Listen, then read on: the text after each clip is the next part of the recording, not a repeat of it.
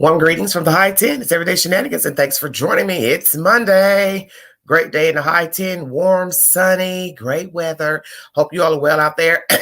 This is day 10 of the manhunt of Vicky White, Casey White, jailer slash jailbird on the run. No new information. I'm going to be bringing you the latest information, backtracking from yesterday because I did not go live pertaining to this story because it was Mother's Day. And I didn't feel it was appropriate to be talking about foolishness on a day honoring mothers. And happy belated Mother's Day to all of the women who have taken care of children, aided children, taken in family members' children, been a mother to someone's child, even an adult.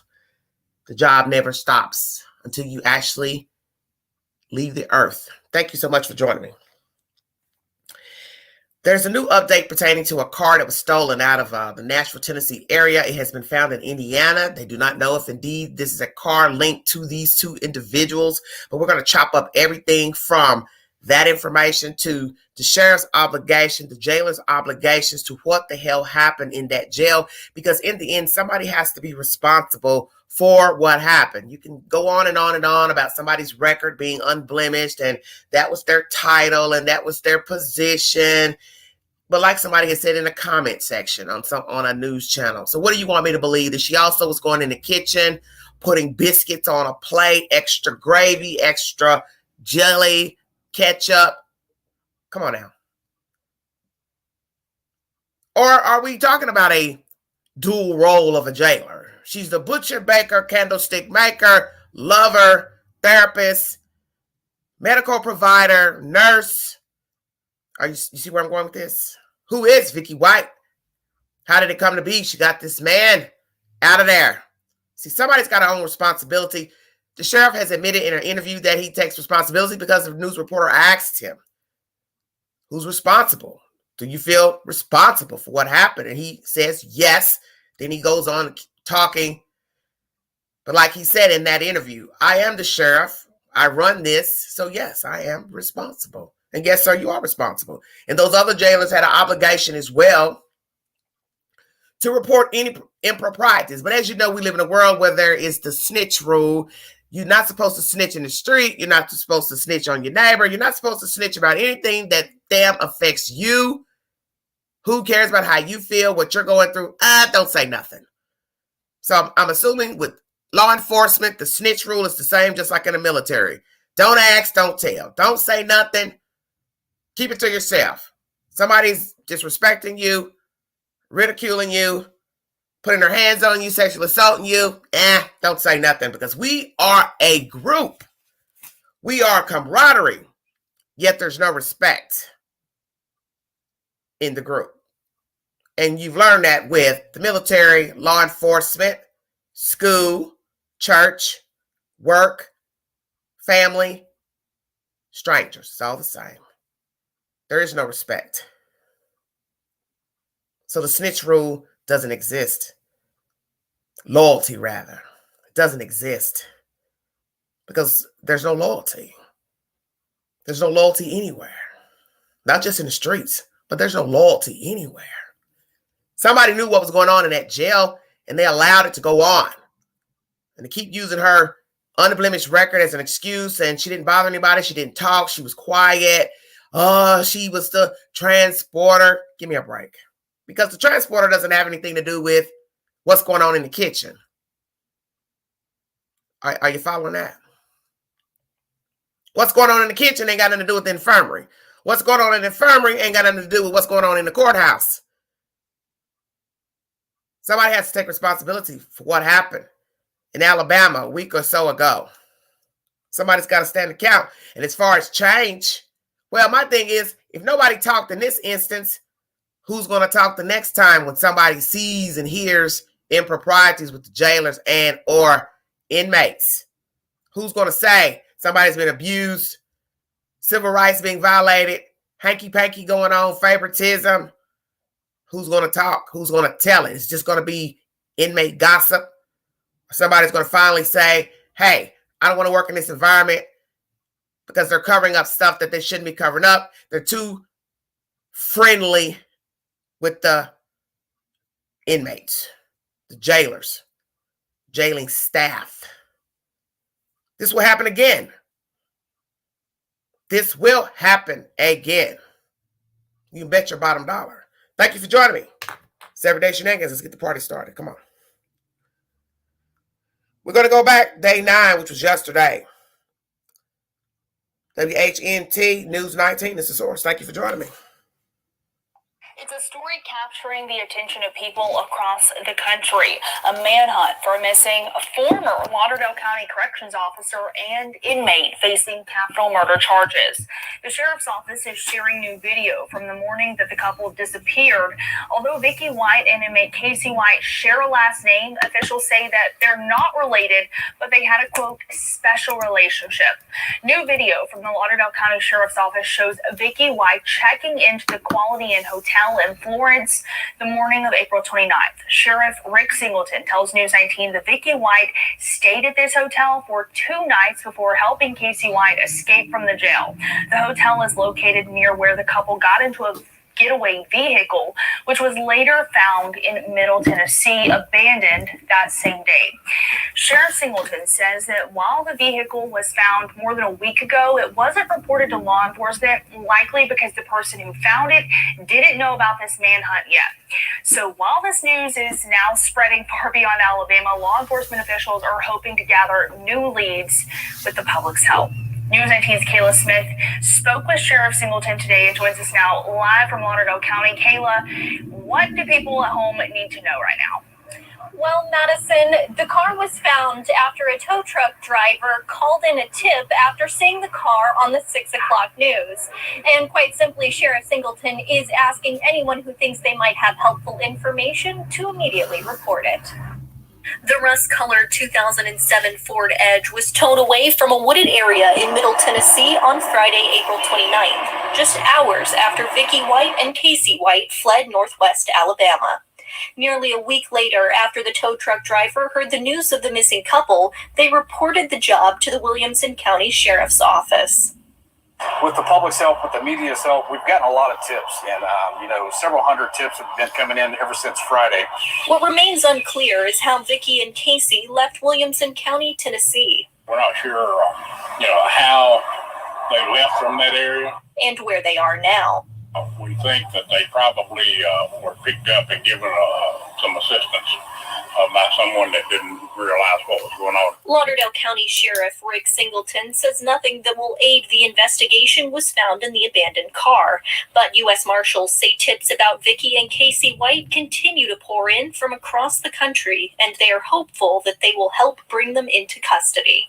We have to look at each tip, and we have to follow up on it, even if it's here local or if it's across the United States. So a lot of our time is looking at those tips, following up on numerous people that need to be interviewed, but it can change in a moment's notice.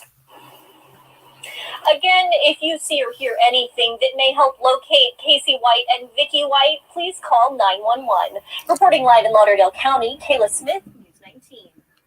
All right, that's News 19.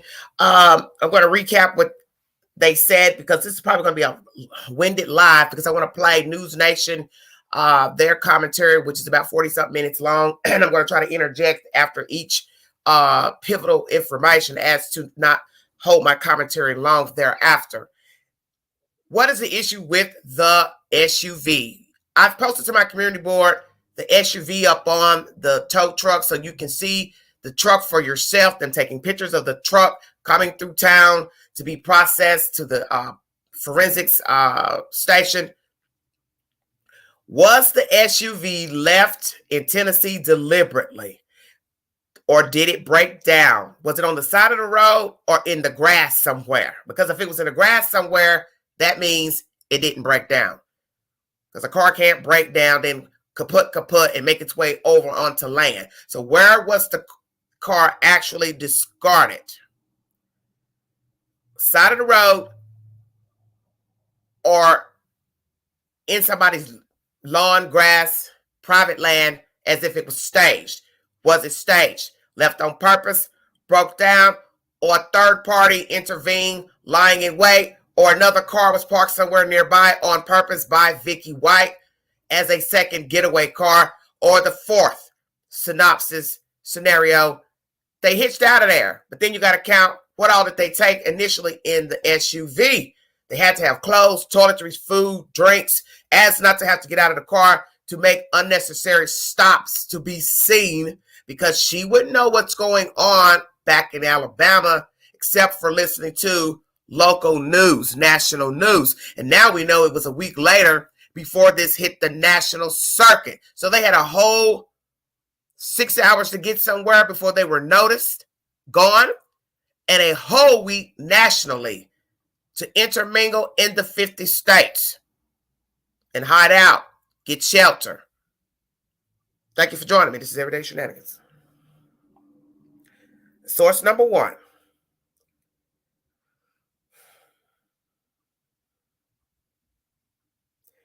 When you go to WAAY TV 31 News, they will show you 11 mug shots of Casey White. He has different hairstyles, short shaved, full hair, smiling in some photos, beefed up in some photos, bigger.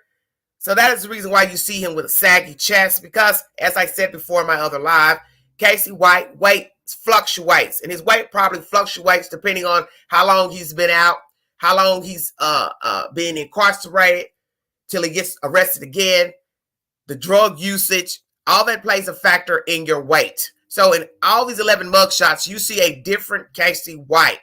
Hair, no hair, smile, no smile, gray hair, everything. He's busy.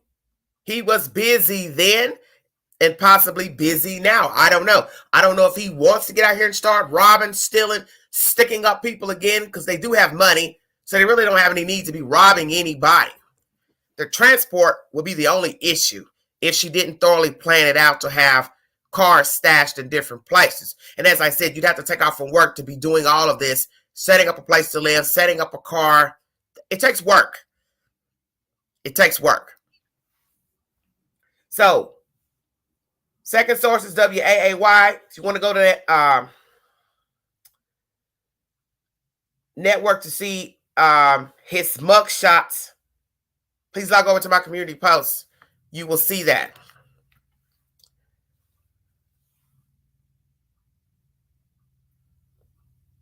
Third source is about the same network, 31 News, WAAY. The truck is on a stretcher, and you can see the truck. Deputies looking inside the truck on the stretcher, taking pictures, photographs. And the breaking news of the hour. Same network, TV 31, WAAY. It was uploaded an hour ago pertaining to a car found in Indiana. Thank you for joining me.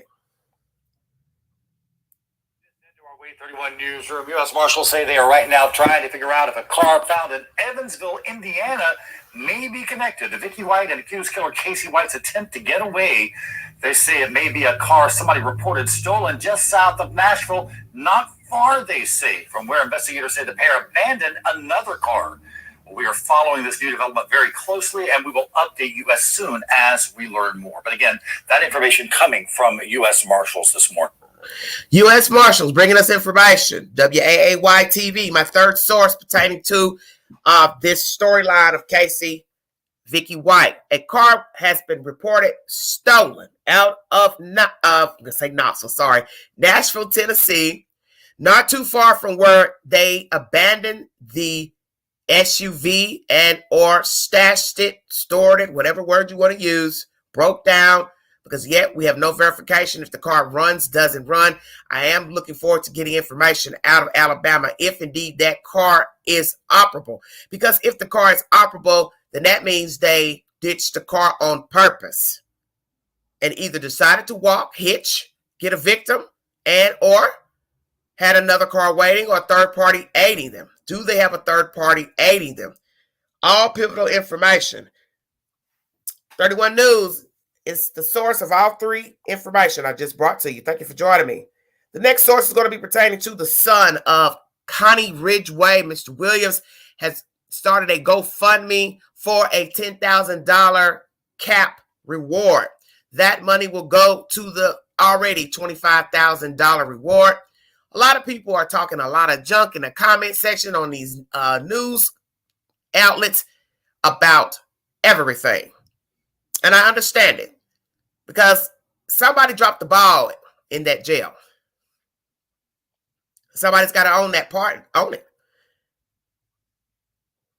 Ex-girlfriend living in fear of that dated Casey. Naturally, she would be because she was with him. You understand what I'm saying?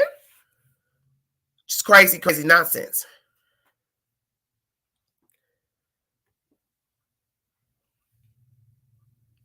So, all right, we hear you. It's throwing me off. Can't even think about what I'm trying to say. Mr. Williams, Ms. Ridgway's son, has started a GoFundMe. He's seeking to raise $10,000 to add to the reward. Some people are complaining, why is the reward so low?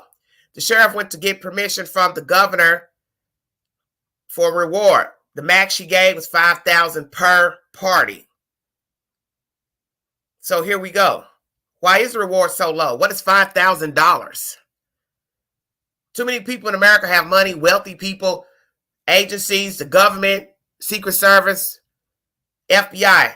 There should be money coming from every avenue pertaining to the state of Alabama to apprehend these two and bring a reward. Then we have people saying they probably won't get the reward because the reward might be have a stipulation, and rewards do have stipulations as far as you only get the money when they're arrested, or you only get the money when convicted.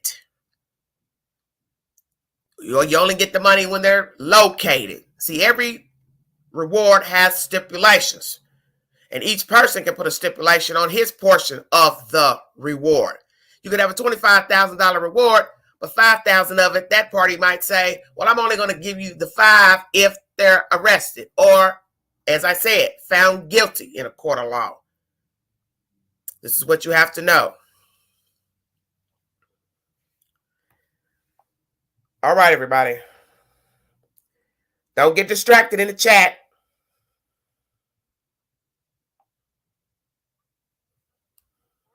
Catch this accused killer and his former jailer. Yeah, we 31's Luke Hydash joins us live from Lauderdale County with how the family of a woman Casey White's charged with killing is now stepping up to help as well. Hey, Luke. Good morning. Right now, there's a total of $25,000 up for grabs for anybody who can get information to investigators who gets Casey White and Vicky White back here into the Lauderdale County Jail. That money's coming from both Governor Kay Ivey and the U.S. Marshals Service. And now somebody all too familiar with Casey White's criminal past getting in on the action, hoping to get a little bit more reward money out there. Austin Williams is the name. He's the son of Connie Ridgway, the woman that Casey is accused of stabbing to death back in 2015. Williams started a GoFundMe just a few days ago, and the money that he raises will go to whoever can get some solid tips to investigators to recapture Vicky White and Casey White. Williams is hoping to raise 10 grand on top of that 25 already being offered. He says the case has gotten so much attention nationwide that $10,000 seems like a good goal to have. Just trying to get a good number out there, a good goal. We thought that was a reasonable goal to reach. The GoFundMe started just a couple of days ago. It's only got about $135 raised so far. If you want to contribute to that, there's a link right now on WadeTV.com. Reporting live in Lauderdale County this morning, Luke Hydash, Wade 31 News. All right. That's WAA TV news pertaining to GoFundMe set up by the son. I'm looking in the queue and I don't see anything pertaining to surveillance. Everything is old news. Her at the hotel. Authorities in Indiana investigating a car. And once again, her at the hotel. Information about the son of Connie. U.S. Marshals say he could be relying on criminals to help stay free.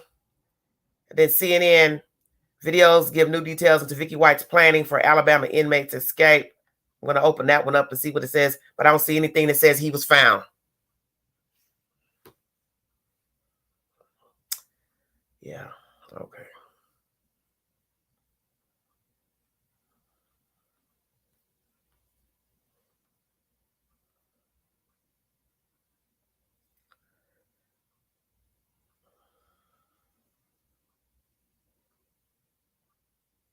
Just one moment.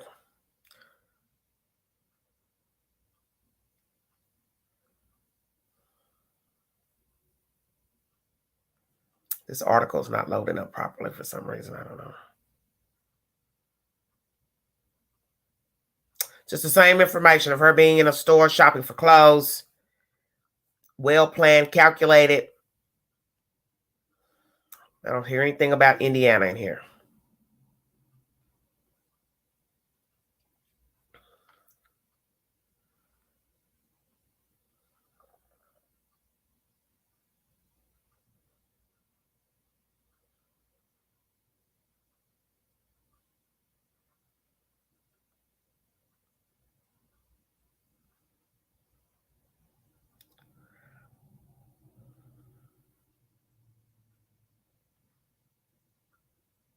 Just a second. I'm reading some information.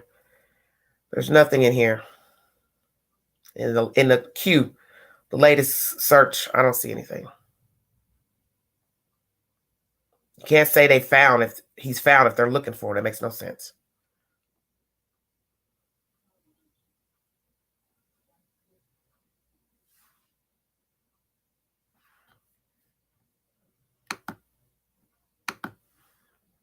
I'm going to get on with my commentary. I don't have time to indulge craziness right now. Thank you all for joining me. If you want to donate to the channel, $ Big Angie 129 Cash App, all super chat. Chats and stickers are welcome during this live. Thank you all so much for following the content. I've played you information by WAAY 31 News pertaining to this baffling and crazy story out of Alabama. I'm going to play a little bit of News Nation now. This is where she's talking to the dog bounty hunter. I'm not really wanting to hear anything about the dog. I just want you all to hear the stats pertaining to crime in America. And we're going to go from there. It's a 12, almost 13-minute video, but I'm not playing the entire content. Feel free to go to my community page to get the said information because I have a lot of information to chop up and I just can't play everything that I'm finding. I'm only playing things that I think are relevant to my content. My content is responsibility. The sheriff has own responsibility for what happened down there in that jail. But what about the jailers? Because somebody else knew beside the inmates that it was hanky-panky favoritism going on between Vicky and Casey. Thank you for joining me. News Nation is my fourth source.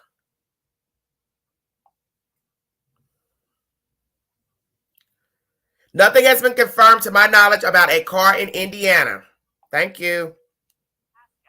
4,100 from 40, excuse me. 40, they missed miles in this helicopter. Yeah, I think 4,100 miles from where this happened. Yes, from where this happened. And then some more numbers for you. Casey White and his alleged accomplice are part of more than 3,038 prison breaks across the U.S. each year. So we're crunching a lot of numbers. 3,000. Marshal Service chased down more than 84,000 total people running from the law last year.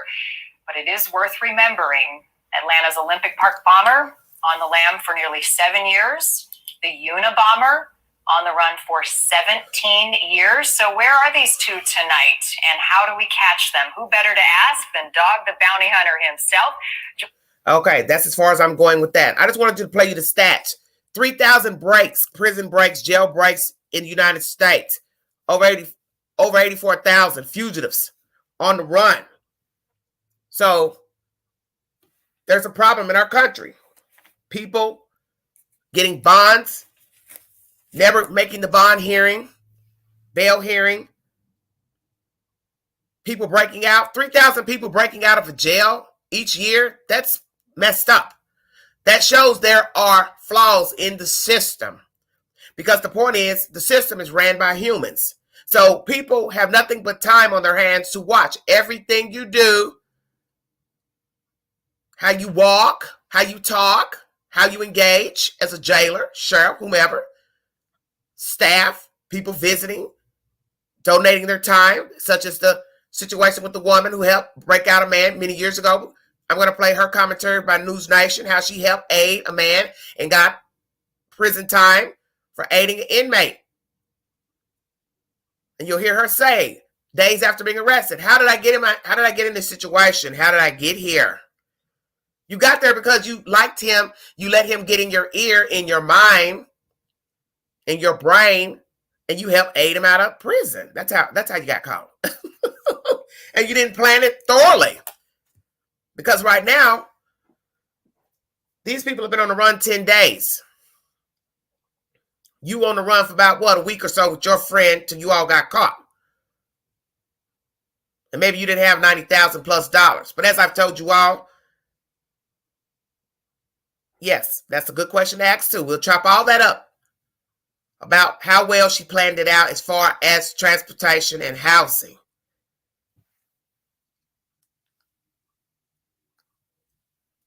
One more commentary pertaining to this riveting story.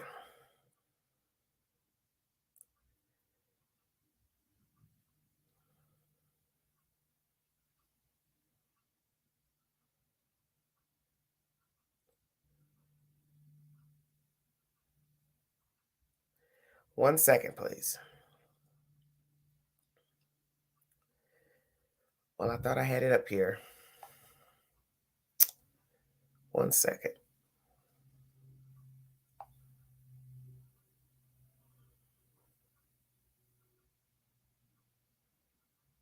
News Nation is the source. I will try to chop up everything she says as to keep my time down. Thank you for joining me.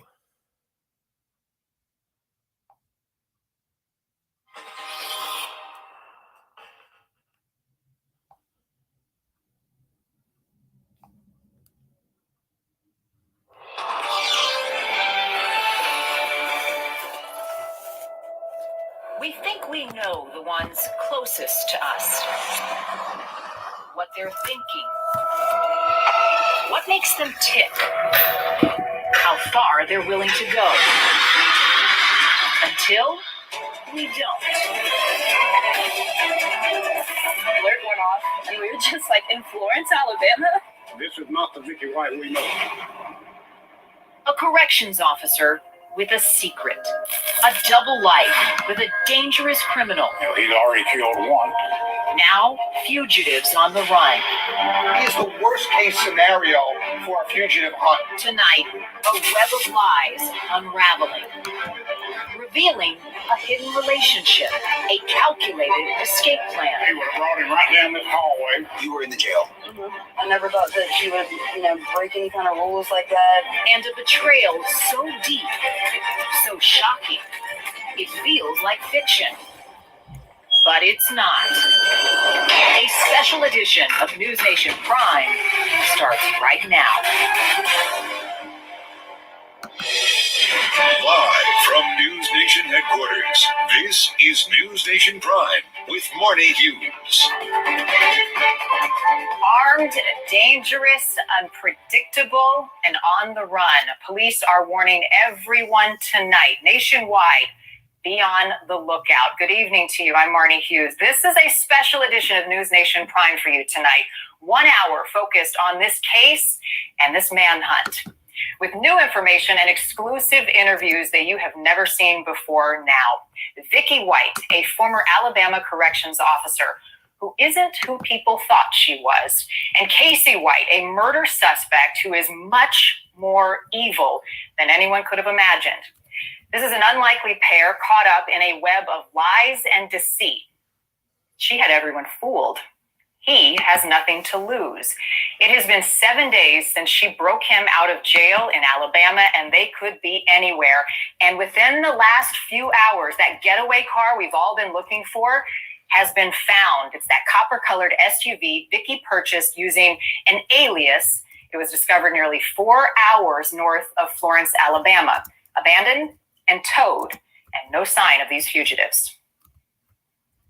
My gut is telling me that they're obviously on the run, and that they're probably right now. I think the fact that they abandoned this car so quick and where they abandoned it, I think it threw them a curve. I don't think they planned for that. They could be anywhere right now, and until they are caught, no one is safe. Let's go there. Car abandoned or staged? Another car waiting? They hitchhiked? Or a third party was waiting? What about the things they took with them? What was in the SUV? Did they mean to spray more on the car but couldn't? Or just put a little on there to throw it off, throw potential viewers off. What is the truth to the SUV? What is the truth to the new information coming out of Nashville, Tennessee of a stolen car not far from where they dumped the SUV? A car is now missing, excuse me, out of that general area. I do not know the approximate location or the mileage, but a car has been found, seen in Indiana. And is it Casey and Vicky White? News Nation is the source of the information that you're hearing right now play. Thank you so very much for joining me. I want to bring in senior national correspondent Brian Enton. He is joining us live tonight from Florence, Alabama. Brian, now that the getaway car has been found, police are starting back at square one, essentially. The sheriff seems to think that dumping that car was not part of their plan. Yeah, Marnie, the sheriff believes that that car actually broke down. It was found in a rural part of Tennessee, but the sheriff says it was not necessarily hidden, which makes him think that they had some kind of maintenance problem with it. What's interesting is they did appear to try to spray paint the car to change the color of it. But what's so frustrating right now for law enforcement, Marnie, is that car was actually discovered a week ago in Tennessee. Someone spotted it, thought it was odd that it was abandoned. It was towed to a tow yard, but it was not until today that the law enforcement officials in Tennessee contacted the sheriff's office here in Alabama and said, wait a minute, we think this is their car. So it basically gave Vicky and Casey 1 week to run and no. Okay, and this said information, the sheriff says the car was not hidden. So we've been asking that question now for a week, going into week 2, about the car. So if the car wasn't put under a shade tree or behind a barn, then perhaps the car broke down. So question number 2 is, if the car broke down, how did they get out of the general area? Because they said it is a rural area. So you have to ask yourself, what is the approximate mileage from the location of the dump site of the car broke down, whichsoever, to gas station, Walmart, dollar store, interstate? Hello, Sheriff, can you give us an approximate mileage? How far it would be to walk from there to a gas station, a Walmart, a mall, interstate, bus station? That'd been the first thing I would have told the public. Hey, this is where they dropped the car off. It's this many miles by car to the Walmart, gas station, Subway. It's this many miles by foot if they had to walk. See? That way people don't have to keep asking the same questions over and over and over. Give us an approximate mileage. Hell, you frustrated? It's a little late now. They're on the run. See, these are the things people should think about. Because I got a funky feeling y'all knew damn well what the fuck was going on in that damn jail now. Like somebody said in the comment section, she ain't went back in the kitchen and put no biscuit on no tray. So somebody knew to put extra food on somebody's tray. And wouldn't even the cook, which would be an inmate, say, why am I putting an extra biscuit on this plate today? Why am I putting an extra biscuit on this plate for dinner? Why am I putting an extra biscuit gravy on the plate again tomorrow? Stay woke. Damn, Sheriff, really? Okay. This is a jacked up situation. And it's going to happen again. Because I don't really think they get it, what's going on down there in Alabama. I'm not being mean. The sheriff seems like a really jolly type guy. I don't really think he knows what he's up against. Their behavior is lax. Because what you also have to ask yourself, was she following protocol after his first attempt to break out? Who was he going to take hostage 2 years ago? You never mentioned that. How did you find out he was going to take somebody hostage? You said you found a shank. How do you know he was going to take somebody hostage? Is it because he did it before and you're assuming that? Because see, when you put this information out to the public, people want a receipt. They want to know. He wrote a letter. He has a phone call. You recorded him saying something to somebody. Was she trying to help him? Then, bingo card. Stay woke. At what point did she start to like Casey White? First time in her jail? When he left? What? Who initiated it? Nobody's answering nothing. All right, Kelly, see you later. Nobody's answering nothing because ain't nobody asking the real questions. But the queen's going to ask. No one even knew they weren't in the car anymore. Brian, you've been on the ground there for about 24 hours, digging, talking to people who knew both Vicky and also Casey. And I mean, this tangled web that they created and have everybody duped for the last couple of years has gotten more and more bizarre. The more hours that pass by and the more time they're out there, the bigger the risk is. So you've been following the breadcrumbs. And as I said to you last night, there are a lot.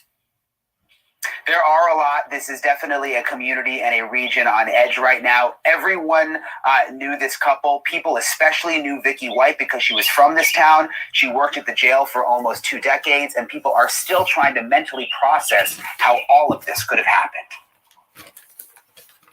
Almost no one could have suspected that Vicky White, the longtime assistant director of corrections in Lauderdale County, Alabama, had such a secret, dark side. What is Vicky like?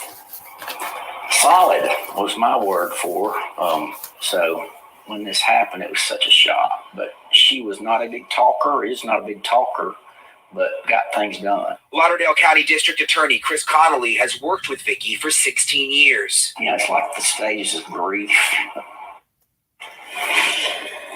What the hell is that? Sorry, that's a commercial. Let me stop there.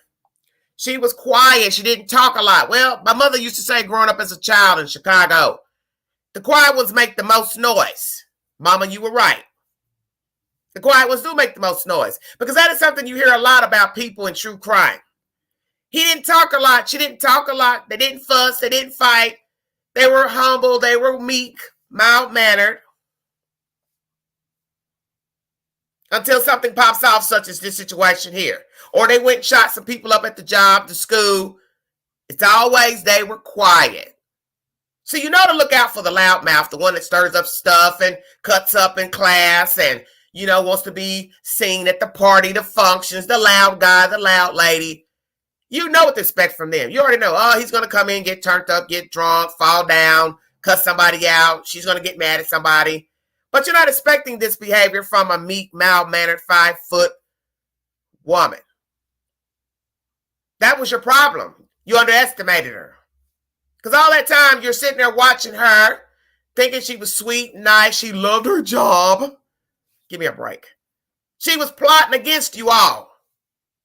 And then you're going to hear commentary from a Mr. Johnson who worked under her, who does not have kind words to say about her, and says there are other people are not surprised that she aided Casey White out of that jail. Is it true the quiet ones make the most noise? The little mouse in the corner nibbling on cheese, hiding, but plotting at the same time. Yes, you underestimated her because in the end you didn't know her. Nobody knew Vicky White. And as I said, Casey White is an open book. Vicky White to me is the main story because she had a trusted position. And she hoodwinked and bamboozled the jailers, the sheriff, and the community. So to still keep bragging on her is foolish. And that mess about don't be judged by your worst mistake, your worst day. We're not talking about a minor offense. Okay? All right, honey. Thank you, Kinsley. Okay. WAATV. Okay, I'll go over to it. Let me go over to it now. Hold on.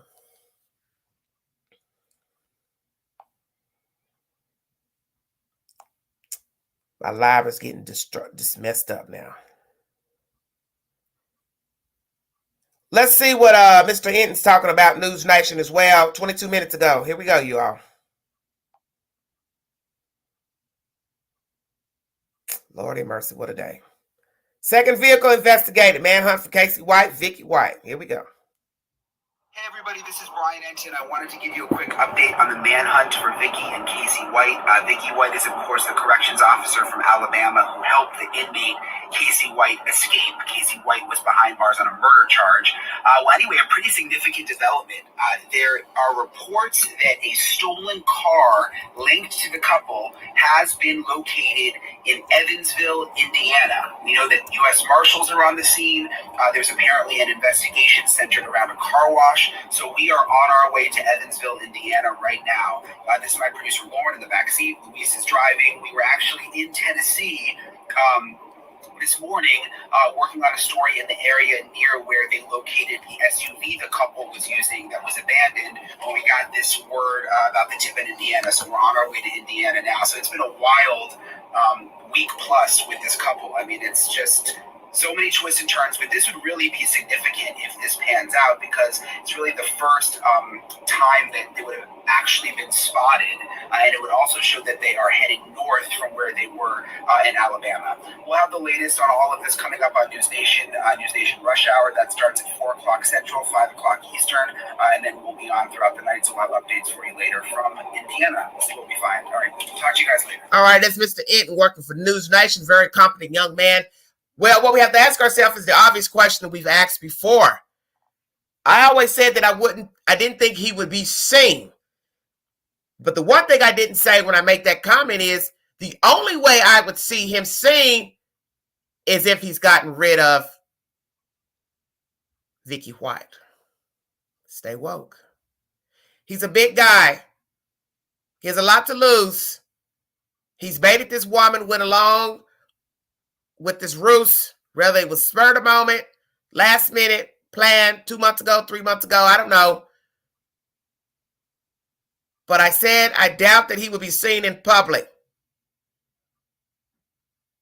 And the only reason I could think he'd be seen in public, if she's not beside him, he's gotten rid of her completely.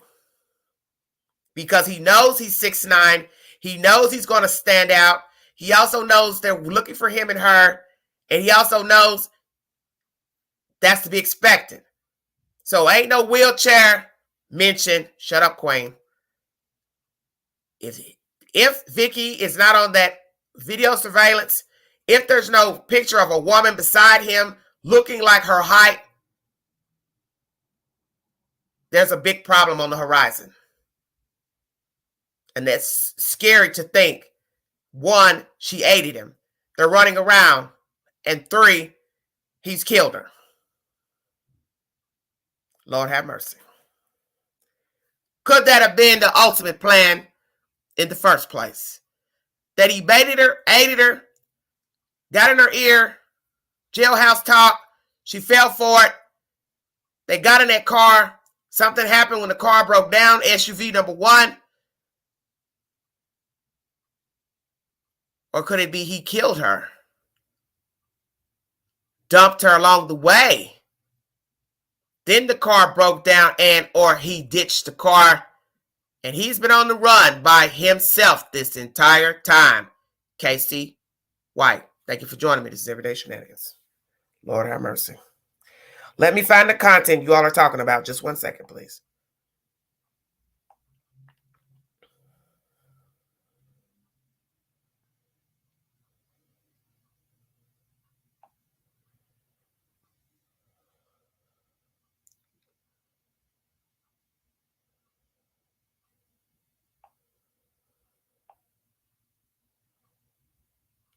I don't see anything new in here.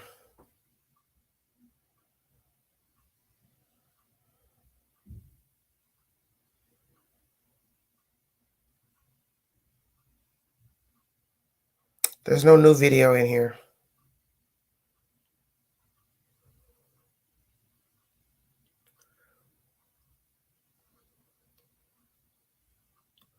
Yes, Margaret. I'm going to touch on all of that, Margaret. If I can ever get through the live.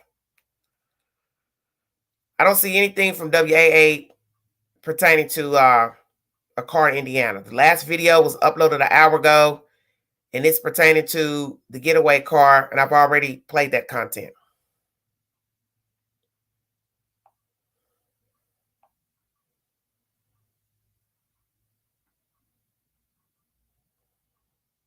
Let me finish my content pertaining to News Nation. Thank you for joining me.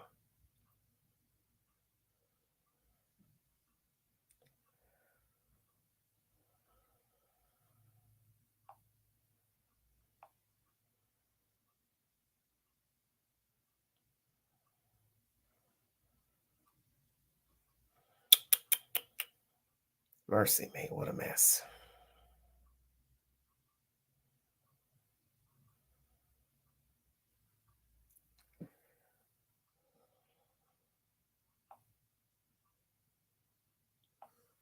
That's okay, honey. It's just that all these distractions are throwing me off. That's going to take up more of my time. I didn't find anything by the WAA about the car. So, oh Lord. Stages of grief.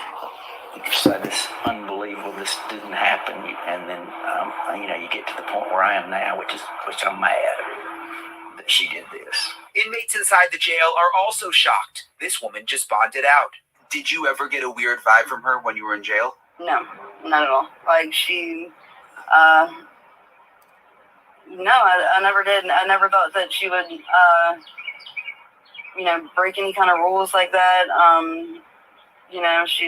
She was the person you could go to if you were having problems with any kind of COs or anything like that. Having been in jail, are you surprised that she was able to get him out like that? No. Mm-mm. Why not? Because it's chaos here. Detectives are piecing together the days before Vicky vanished with inmate Casey White. There have been reports Vicky was seen inside this department store buying men's clothing. Workers inside told me they could not comment. And others report seeing Vicky at this adult store before she took off.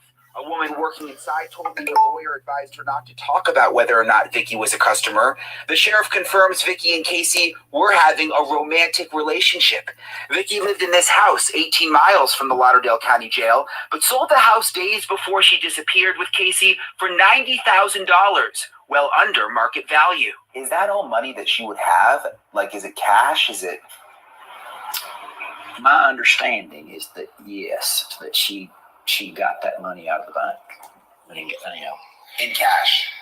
and As far as the money, 9 times out of 10, Vicky had savings, checking. So she would have had more than the $90,000, I would assume. You got to count how much she had total. She took out money from different banks. That's from the sale of the house. You also got to count if she left money also to her mother. Took some out. But you also got to count she had savings and checking, naturally. So that would put it more than $90,000.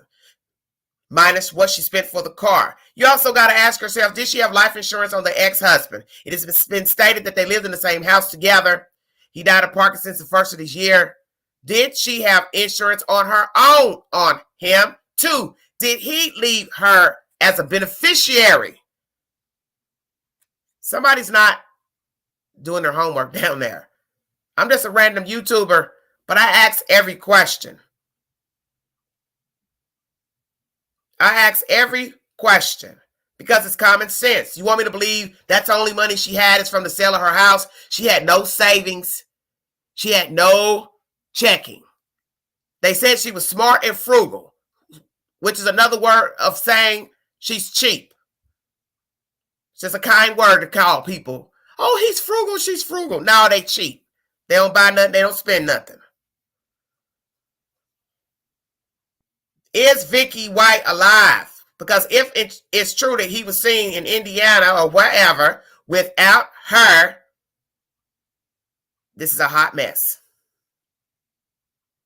1, did she have life insurance on her husband on her own? 2, did he leave her as a beneficiary? That'd be 2 life insurance policies, plus her checkings and savings and the $90,000 from the house.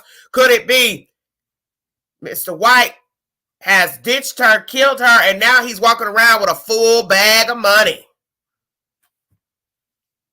Stay woke. Let me see what this girl has sent me. Lord have mercy. I can't get my job done. Okay. One moment. Somebody sent something. Let me see what I'm reading here. So I can't blow it up. Hold on. Oh, Lord, what is wrong with this? All right, 31 ABC. Security camera footage at a business in Evansville, Indiana, shows a man who investigators believe may be Casey White, one or two people involved in the national manhunt out of Alabama, according to sister station WEVV in Evansville. We broke the news earlier that officials with the U.S. Marshal Service were investigating in Evansville after a stolen vehicle was found that may have been connected to the Casey White, former Alabama Corrections Officer Vicky White. Vicky and Casey haven't been seen since leaving the Lauderdale County Detention Center on Friday, April 29th.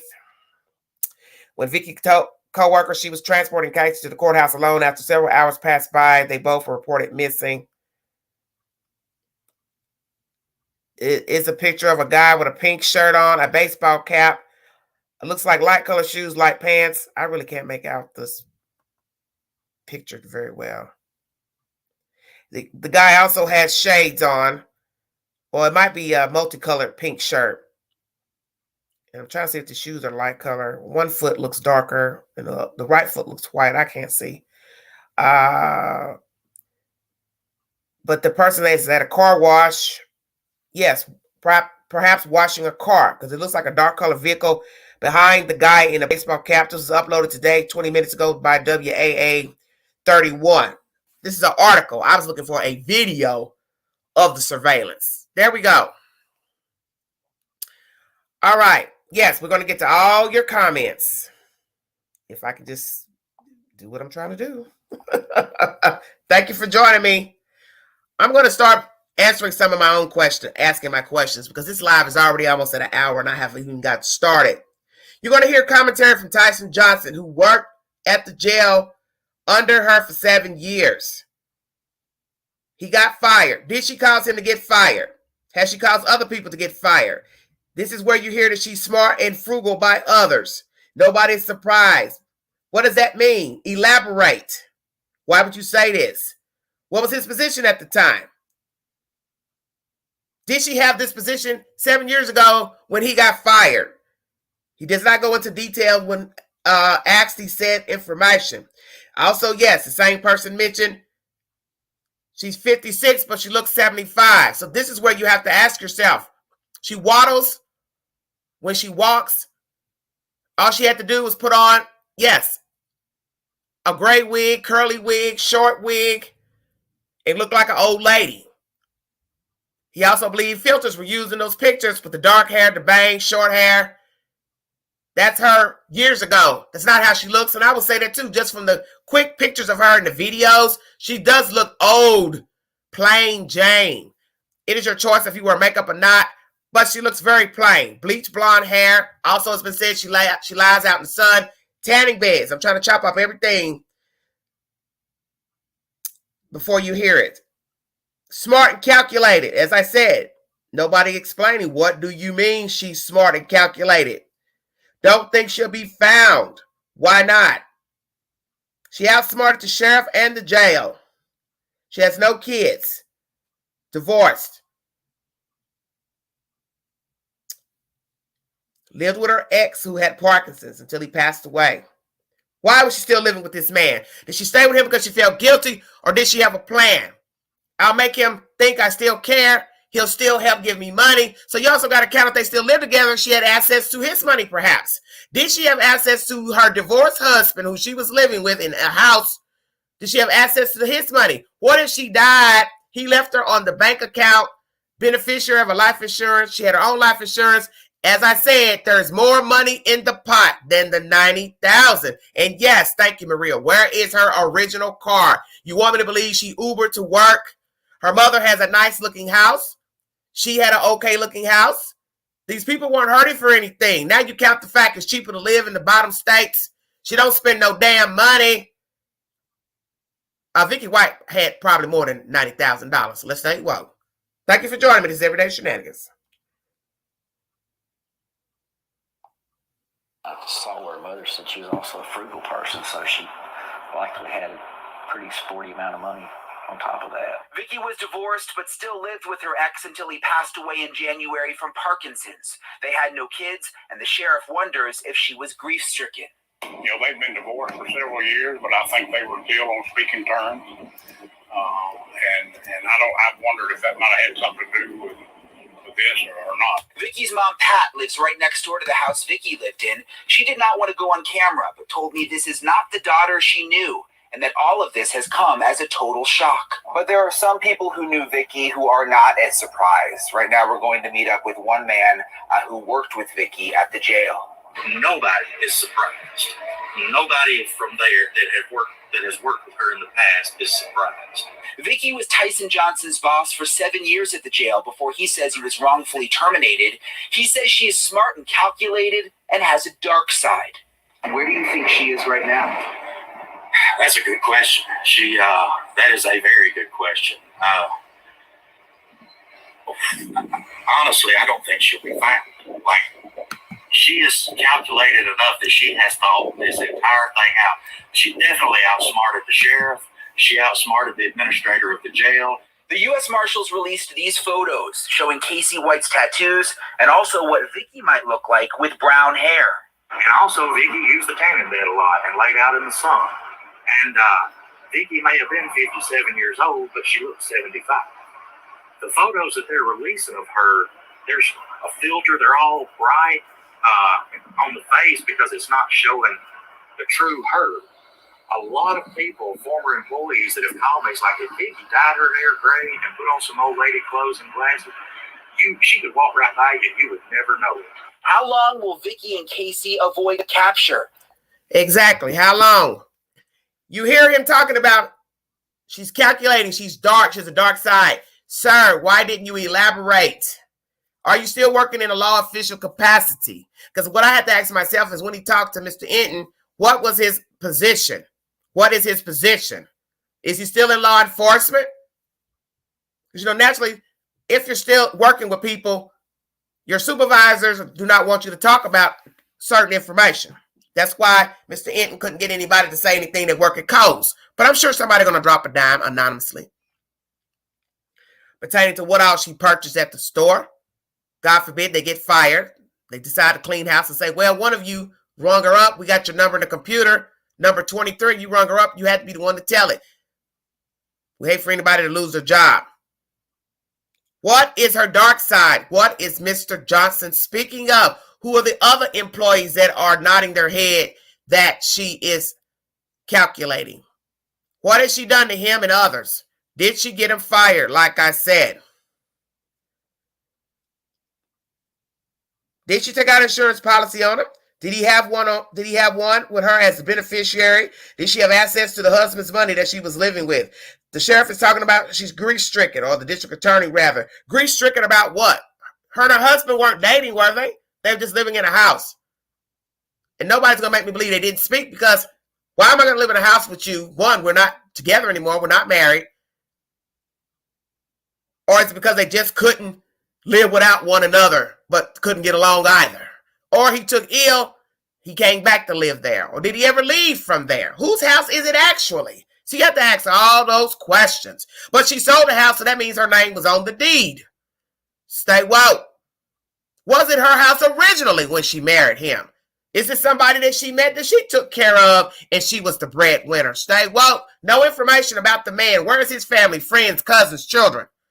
Where is the family of the dead man? Hell, did she kill him? Let me tell you something that's going to be real jacked up in this story. Vicky killed the husband and then got with Casey. Casey drove her somewhere and killed her and then stole all her damn money, and he's somewhere running around with over $100,000 in his damn pocketbook. Are y'all following? You see, because what goes around comes around. Because that man made a comment. She has a dark side.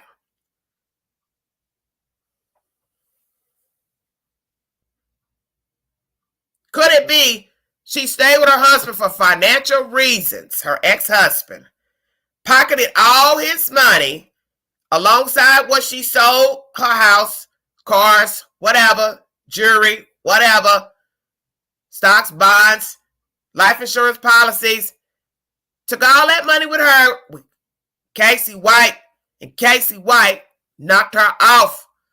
And he's walking around with a dead woman's money and a dead man's money. Stay woke. Could this be karma that has come back to bite Vicky White in the ass? Maybe she was not such a nice lady in life. The quiet one was really nasty. A plotter, a defrauder. The aliases used, were they actual government IDs, such as government ID and a driver license with other people's personal information on them? Stay woke. That's when you're really going to flip out if you find out she actually went in a real government office, such as Alabama driver license department, and got a real ID, driver license, under somebody else's damn real name. Because you can't do it so long as you have their personal information. Social Security card and birth certificate. Grief stricken. Maybe not. Is she even alive? As I said, was she playing her husband, ex-husband, all the way to his death to help aid Casey White and her own pocketbook? Nice homes they both had, she and the mother. Sheriff says, well thought out plan. District Attorney basically said she outsmarted everybody, but did she outsmart Casey White? Because it takes a con to know a con. Ting, ting, ting. Bingo card.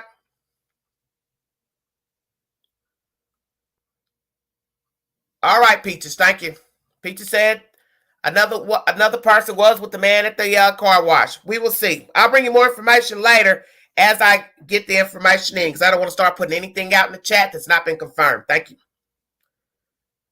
The district attorney thinks that they are far away.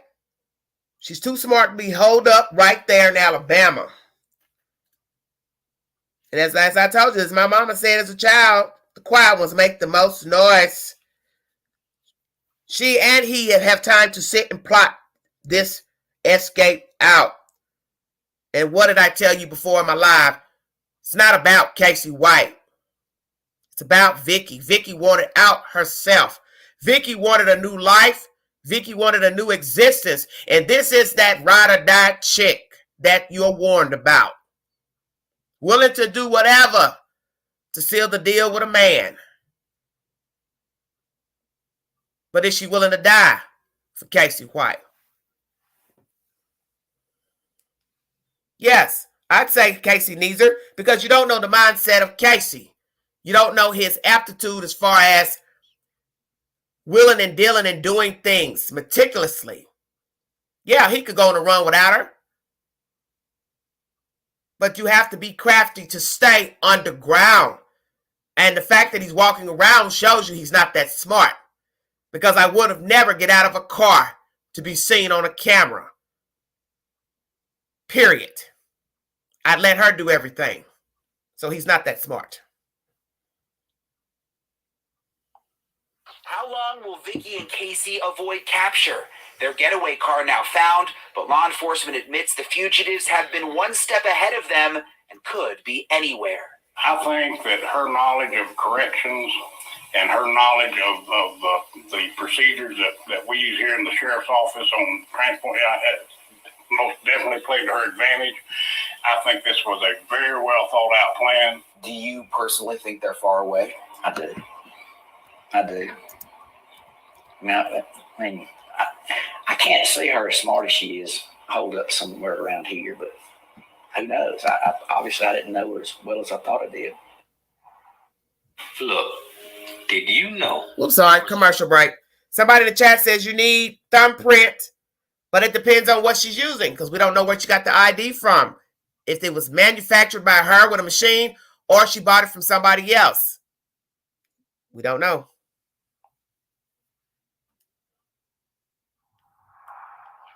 And important to point out, if anyone sees Vicky or Casey White, the sheriff is emphasizing to stay away.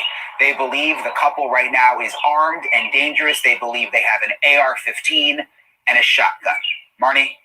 Yeah, so people are looking for them, Brian. Their pictures are plastered everywhere. He's 6'9", so he's hard to miss. But you talked to some people today who said they're likely changing their disguise, so you may not be looking for what you think you're looking for. Absolutely. The district attorney, who is very much a part of this investigation, says they are working on one theory, that it is possible that they have a wheelchair with them, and that Vicky is actually pushing Casey in a wheelchair, and that he may have a wig on to disguise himself as a woman. She has him in the wheelchair, possibly so that you can't tell how tall he is. They're not sure that that's what's happening. It's one thing they're looking into. They're also not sure where they are tonight. They say at this point they could be anywhere. And if you see them, do not approach them. Call 911. Brian, you'll be joining us later in the show with another update. We'll see you then. Thank you. There is. All right. Officials suspecting him in a wheelchair. Whereas you see, I already told you the other day, Queen is woke, baby. I know man, I know woman. And I know that when people have been locked up, they can't sit still, be still. That's why you see him walking around in that damn car washes. Indeed, that's him. He can't sit still. He's an addict. Stay woke. He's going to have to get high. He's going to have to get drunk. He ain't wanting to sit around. He's not bright like I said he's not. As I said, it takes a special type of person to stay underground.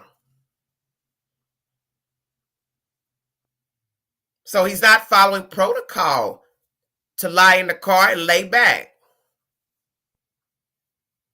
Okay? Armed and dangerous. She has several guns, has been said by the sheriff. AR-15 and 2 possible revolvers. I do not believe the wheelchair business. Him dressed in drag. I don't believe none of that. I never thought that. Ex-girlfriend of his terrified. She's basically telling this woman, Vicky, get out while you can, run. He's more dangerous now, if indeed cornered. That's been also said in this commentary. It's also said in this commentary he's not a sociopath. Dangerous when on drugs. Also has he's mentally unstable by law enforcement. How do you know he's not a sociopath? Have you diagnosed him? Do you have a diagnosis of Casey White? What meds were he taking? Was he properly taking medicine while incarcerated before he got out? Did they keep him on his meds to keep him stabilized? Well, guess what? He's out now, so he ain't on no meds. He's probably on a whole lot of Colt 45. And God forbid, he and her are stupid enough to go in the hood and get them some dope. You're going to get caught like that trying to get high. Stay woke. Big old green giant. Want to suck down some drugs. He can only go so long. Old habits die hard. Many people who are addicts cannot stop getting high even when released from jail, prison, rehab. The temptation is great for some. Others can go through life, get cleaned up. Has Casey White gotten high since being on the run? Is this woman alive? 1 second, you guys.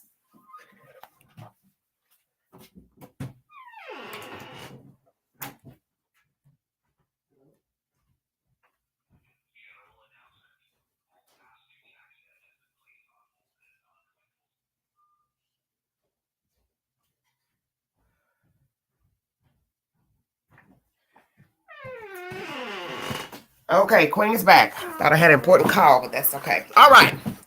Where was I? What have they been doing? Is she still with them? Still alive?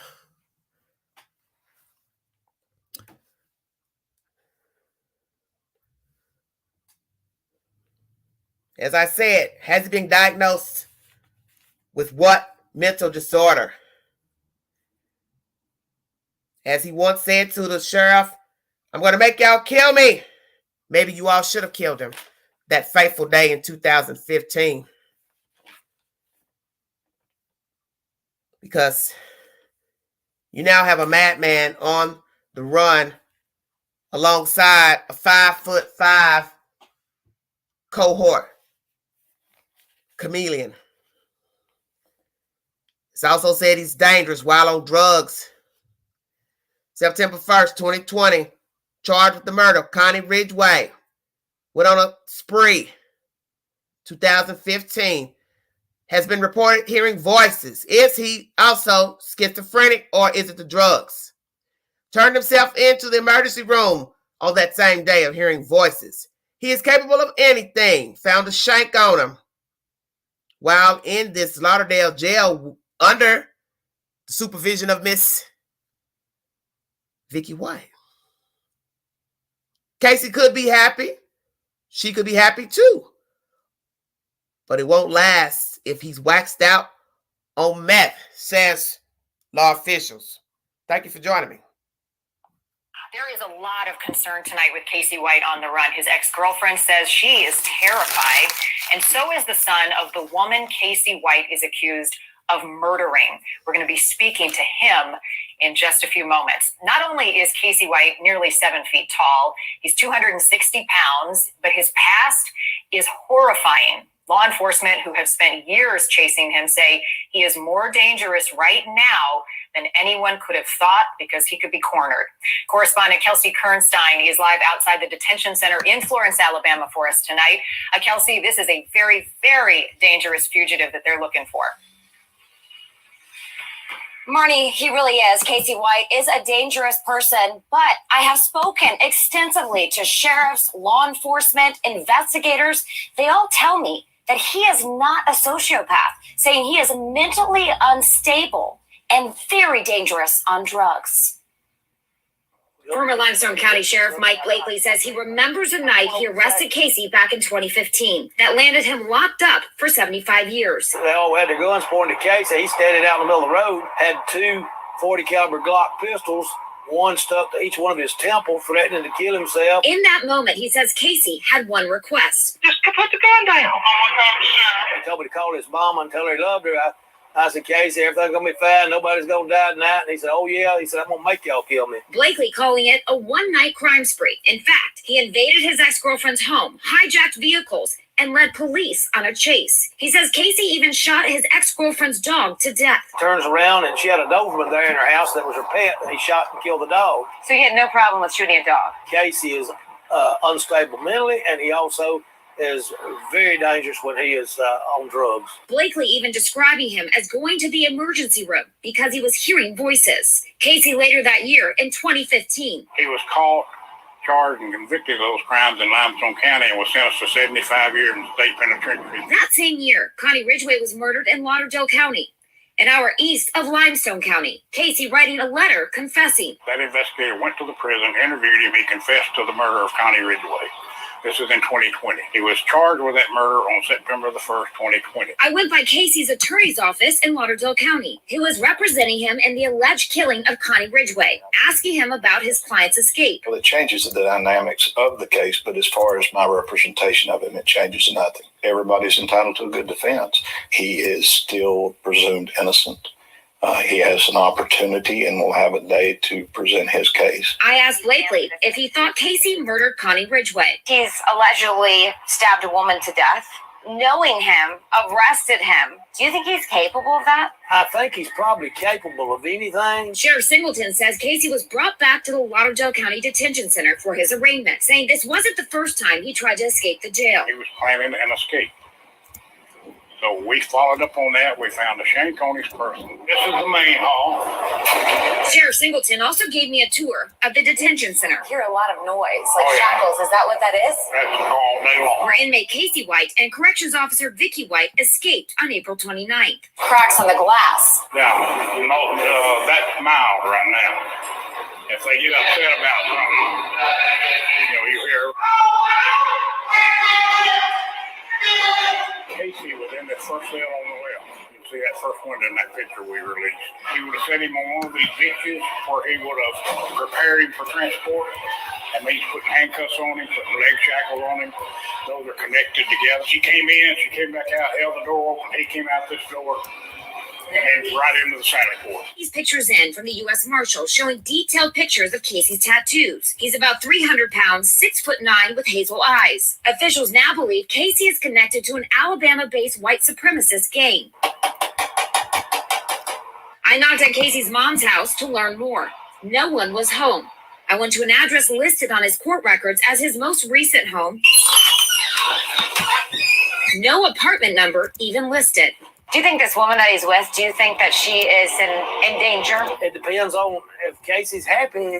She's probably happy too. But he gets waxed out on meth and something don't go his way, then if if she don't know how to handle him, then yeah, I mean, anybody could be in danger around it. And according to court documents, Casey is a father. It's not clear how many children he has. It's also not clear if he's ever been married. And the U.S. Marshal has put out a $10,000 reward in helping to find him. Marnie? All right, we're going to break there. Reward, $25,000 total for both. Why is the reward so low? A lot of crazy comments on these channels about this whole situation.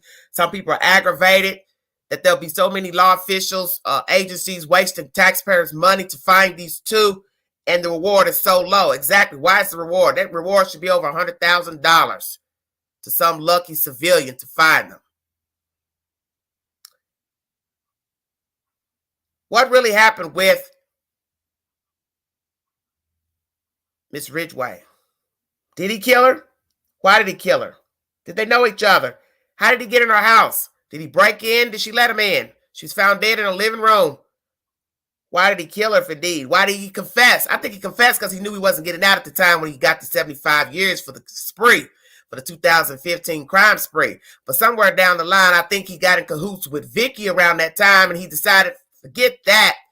I got somebody working in the jail that might be able to help me get out. I'm going to go on and retract that, recant my confession, and try to get on up to Lauderdale jail and see if this girl can get me out of this damn predicament. Stay woke.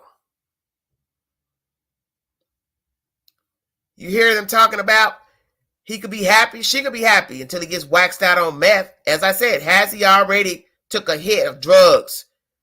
Not sure how many kids he has. A wife. Imagine being the spawn of Casey White. God help us all.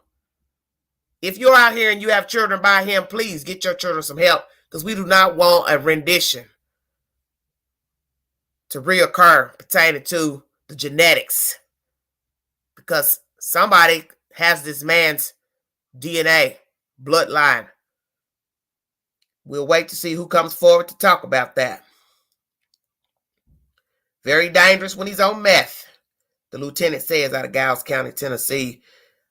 Tried to hijack a semi-truck. Basically, he says, nobody will be looking for me in the truck. That's why he tried to hijack it. Because I was going to say, damn, can he drive a semi-truck? I asked that the other day. Lieutenant Shane says he will be hard to hide because of his height. But as you see, if indeed this is him on those photographs out of Indiana at the car wash, he ain't hiding. You can't get no more open than washing a car at a car wash. It's bright, it's sunny, people are out. You're on the run, people know what to look for. And you be stupid enough to go stand out of the damn car wash with shades on, standing 7 feet tall. That goes to show you he's ornery. He doesn't care to even get caught. It's just like the movie, Catch Me If You Can.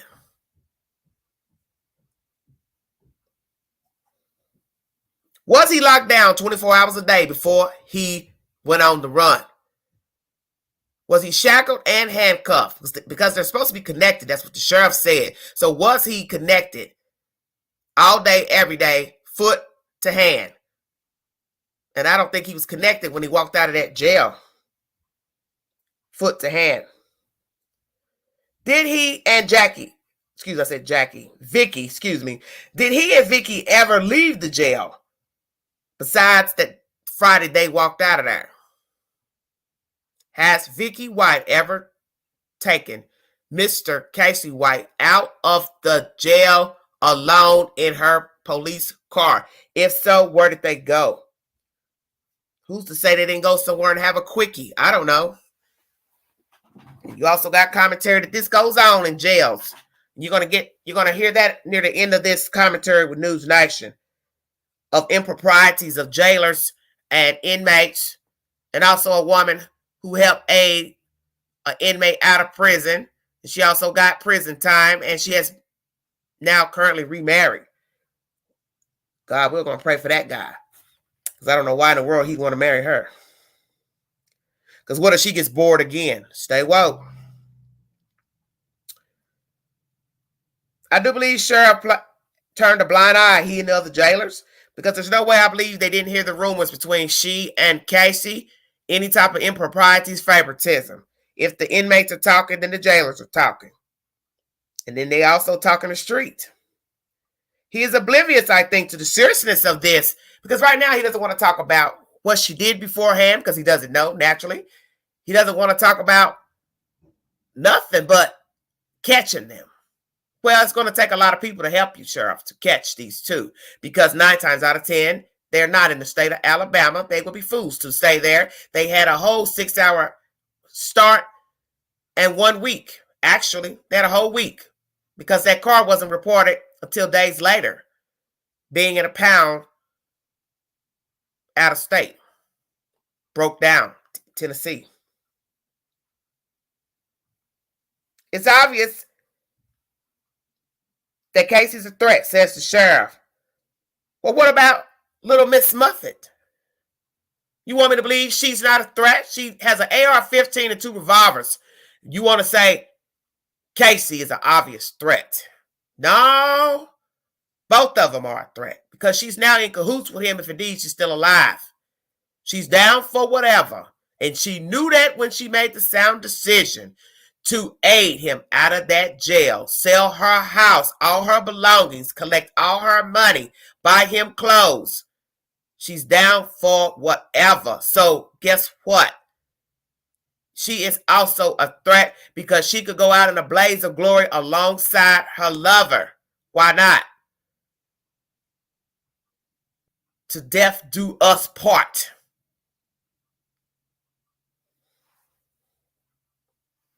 We're going to catch him and put him behind bars. That's what the sheriff says. Really?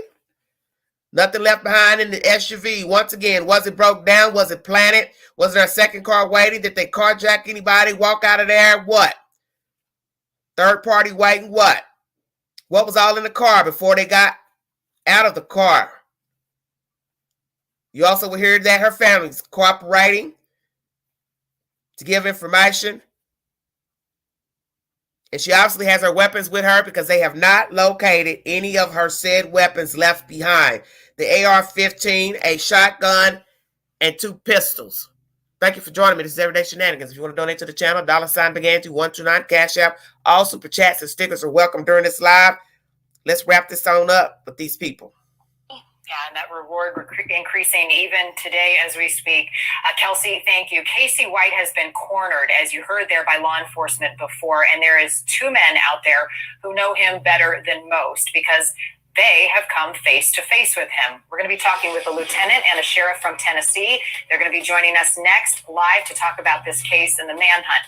Also, he lost his mom and he now fears for his own life, the son of Connie Ridgway. She was stabbed to death in a crime Casey White confessed to. He's going to join me for a one-on-one interview coming up. This special edition of News Nation Prime continues right after this.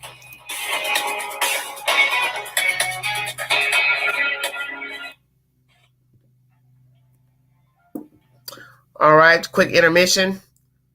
Thank you for joining me. Let's resume.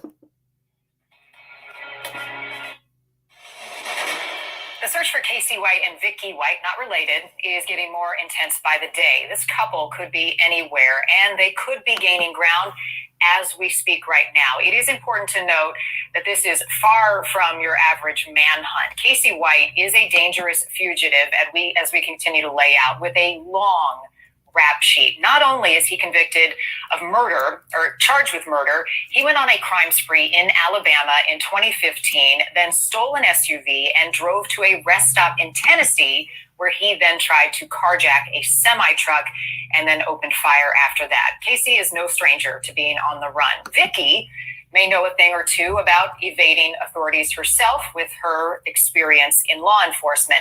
But if there is anyone who knows who these two are, it's my next 2 guests, Sheriff Kyle Helton and Lieutenant Shane Hunter from Giles County, Tennessee. To you both, welcome, and thank you for being part of this special coverage tonight of this manhunt. They could be anywhere. Lieutenant, I want to start with you. You've been face-to-face with Casey White. What is your message to the public tonight? Well, obviously, I had a lot of interaction with Casey after the crime spree and had the opportunity to sit down and talk with him and process what had occurred on that particular night. And obviously, Casey admitted to his mental issues that he had, and obviously his addiction to drugs. And the two, when mixed together, obviously Casey is extremely volatile. That particular night, obviously, he'd been off his medication for a lengthy period of time and had introduced meth. So when those two together, obviously Casey became a very dangerous person that particular evening. Take us back to 2015 when he was cornered by police at that point after Connie Ridgway's murder, a chase.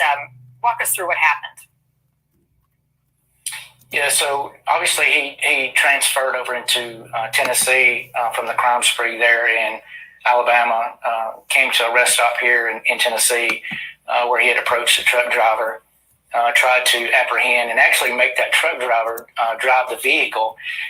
And his own words were that law enforcement would not be looking for me in an 18-wheeler. Once he realized that that person was not going to provide that vehicle very easily, he moved on to the next person, which would have been a female. She's seen him approach with a gun in his hand. She locked the door and then attempted to flee from him, and that's when he began to open fire up on her. He then left the area and then continued north on I-65, where then he carjacked a vehicle.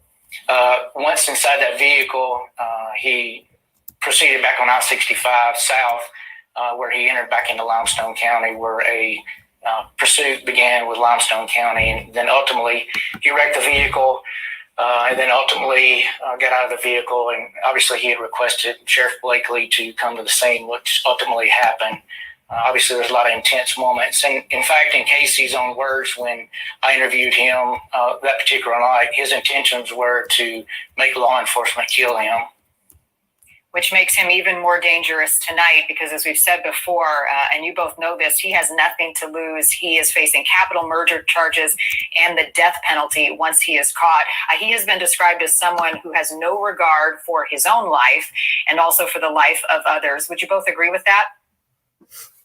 Yes, ma'am, we do. What else stands out to you? Go ahead.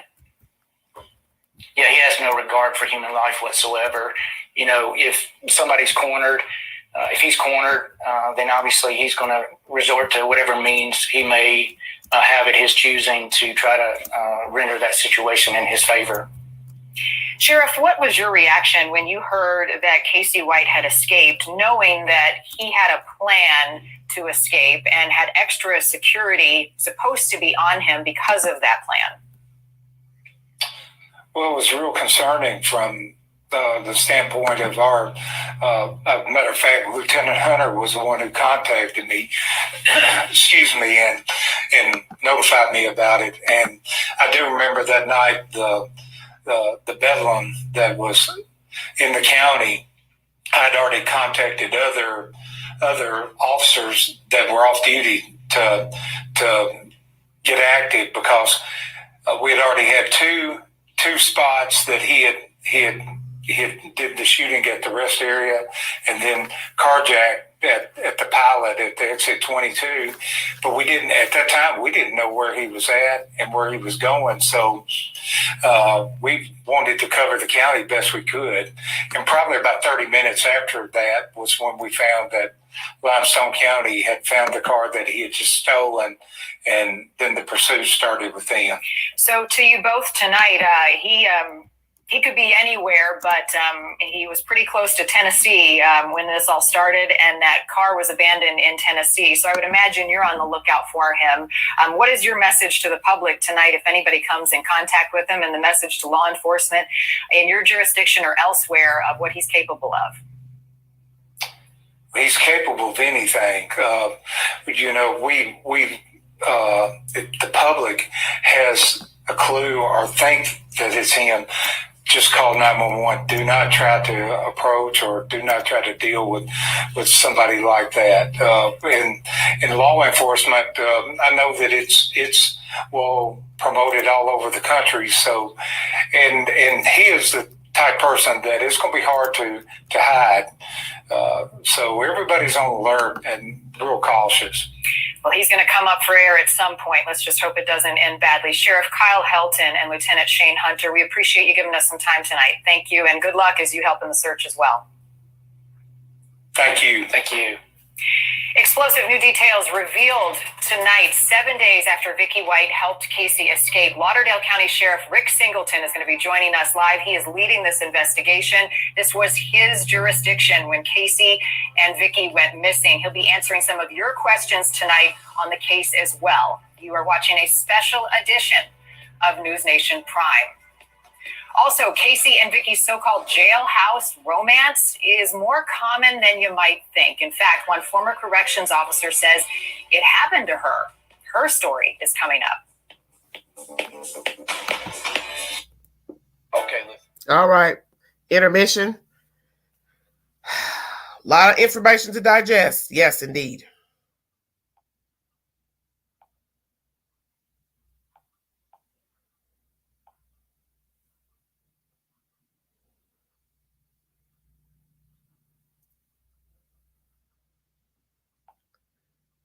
One second. Now the video stopped. Good Lord.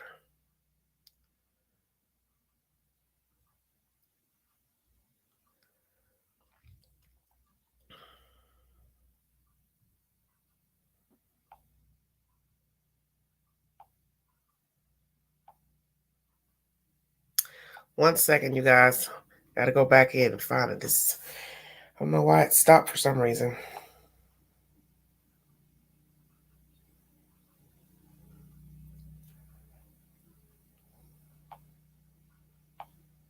It's strange.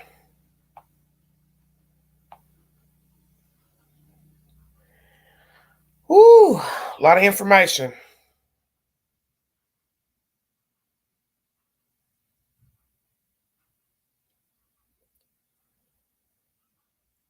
I have to go back in here and pull it back up because for some reason it stopped. I guess it says we're tired of playing it over and over and over and over again. So we'll see. Hold on one second. Now I can't find the content. This is strange.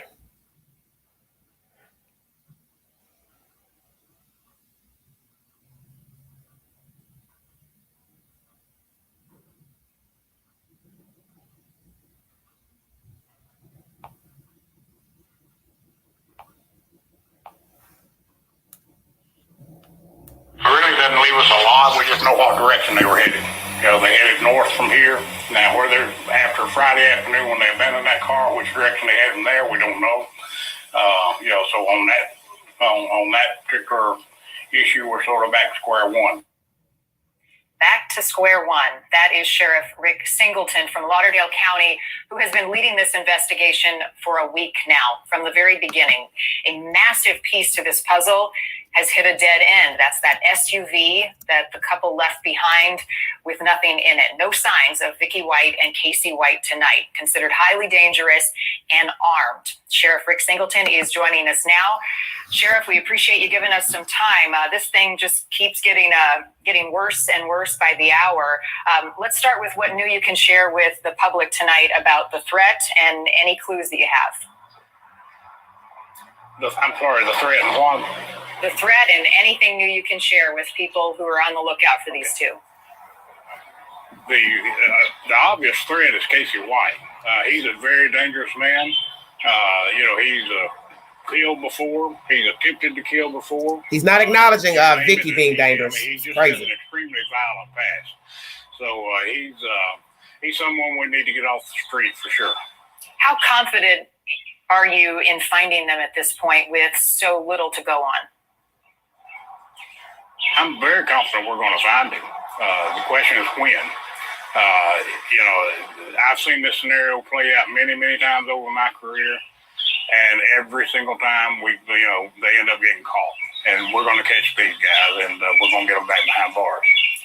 It seems like law enforcement is a few steps behind them at every moment. This car was found abandoned and then towed last week when they went missing. So they could be anywhere in any sort of vehicle right now. Was there any evidence inside that car that is helpful?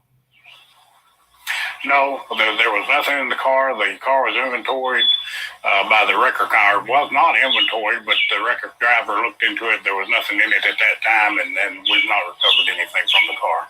Sheriff, there are reports that Casey White has some ties to white supremacist groups. We've been showing some pictures of him with tattoos all over his body for various things. Can you talk about that and any ties he might have to the outside? Well, it doesn't necessarily surprise me that he might be connected to some of those groups. That's just the kind of person he is. And whether he's getting any assistance from them outside or not, I mean, I guess it's absolutely possible, but we don't have any information that that's happening.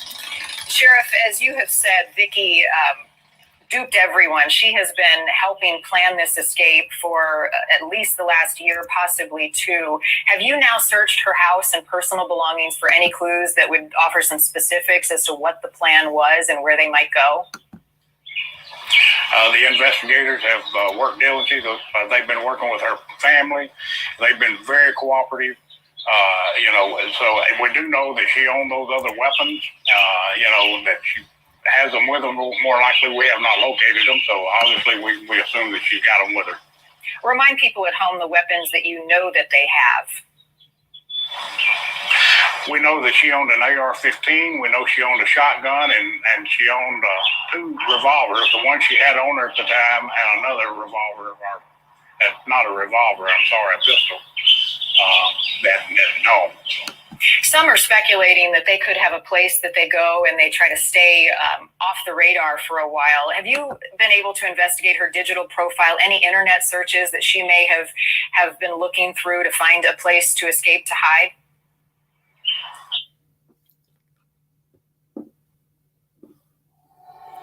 Whew.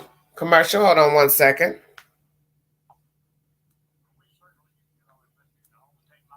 Available to us. Yes, we've looked at those kind of things and continue to look at them. That's obviously a possibility that they're doing that. The main thing with finding the car is that it let us know which direction they went. And that's north. Beyond that, do you have any idea? No, once they ditch that car, we really don't know which direction they went from there. We've been working all day today to try to develop leads, see if anyone in that area might have seen something. Hopefully we'll turn up something there. Sheriff, we learned late today that Vicky, who had worked for your department for years and until now had an unblemished record, has now officially been fired even after announcing her retirement and her pension taken away. Was that your call? Well, actually, her official status is that she's no longer employed. I haven't concerned myself with her status here right now. Our focus is on catching them. And, that's something for the personnel department to work out. She had turned in her retirement papers along with a letter of resignation, and that was never forwarded. She had informed us Friday was her last day. So, she's no longer employed here in some capacity.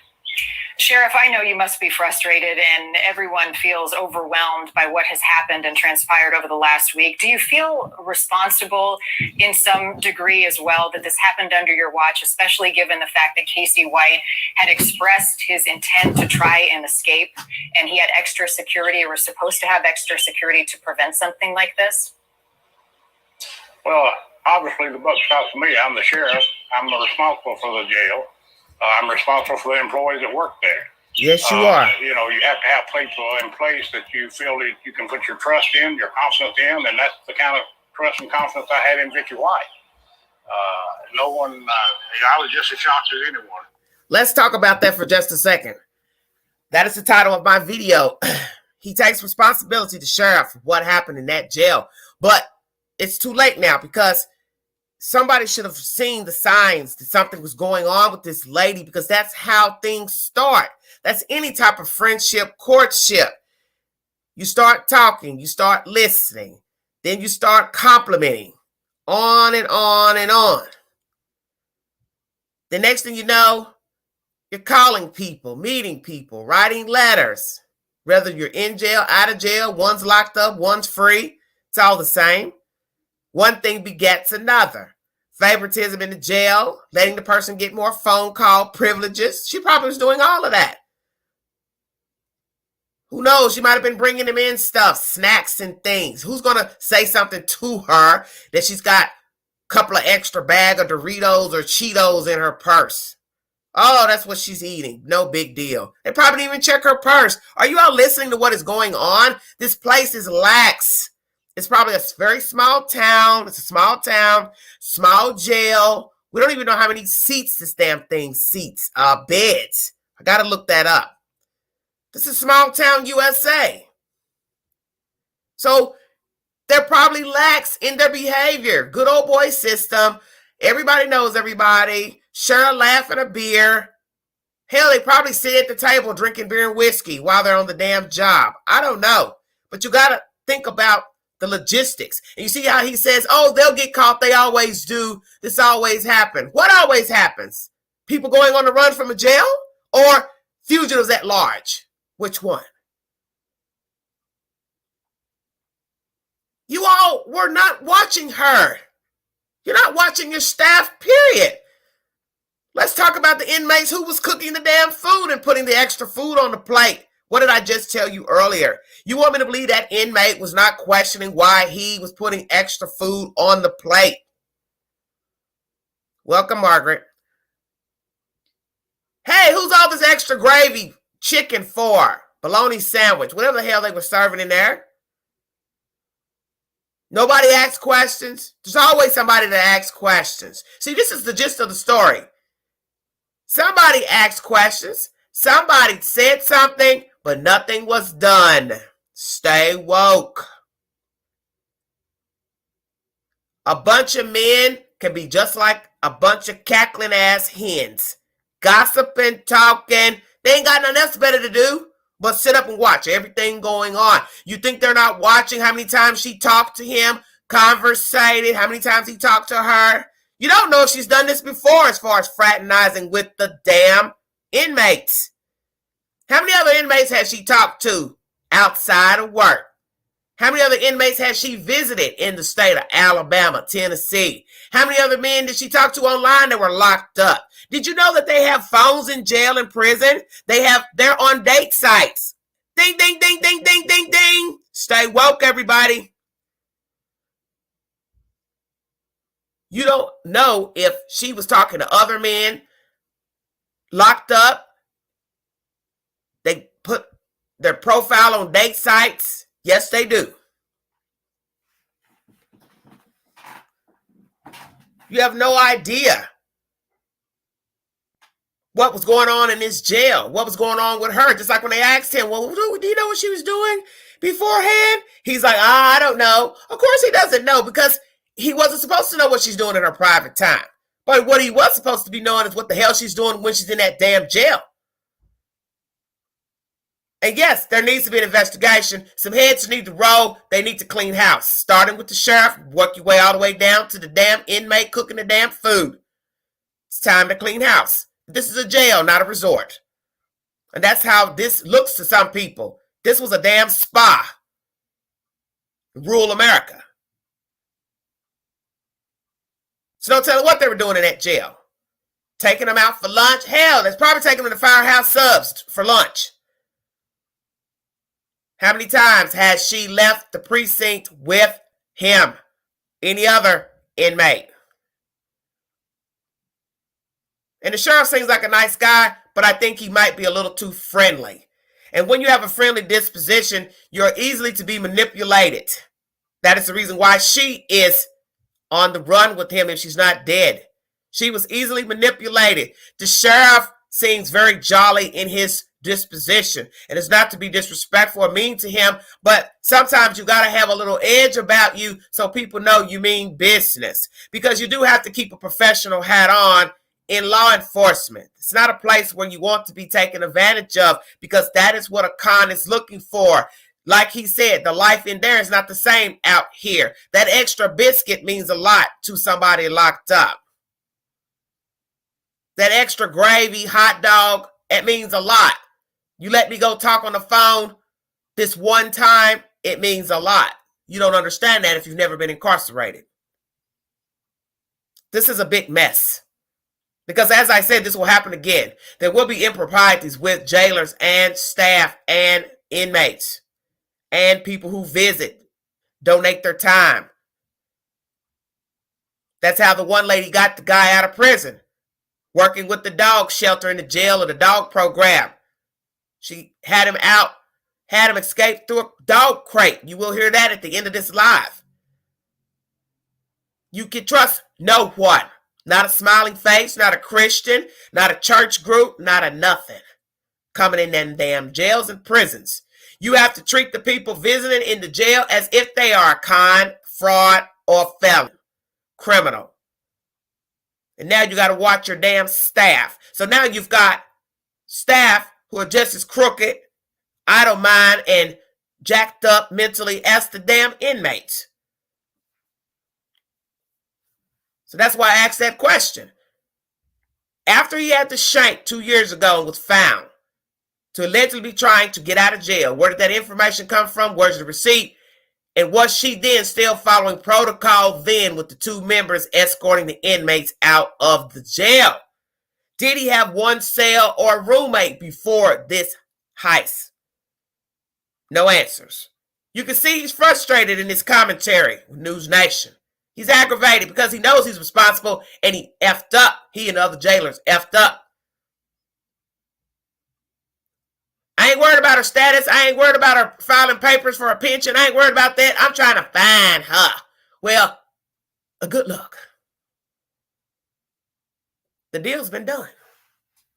That's the problem with this story. They're on the run somewhere out here in America. And God forbid some innocent person crosses their path. Because what you better think about is squatting. Does anybody know what the definition of squatting is? Well, let the queen enlighten you. That's going into somebody's house and taking over as if you are the owner. Hello?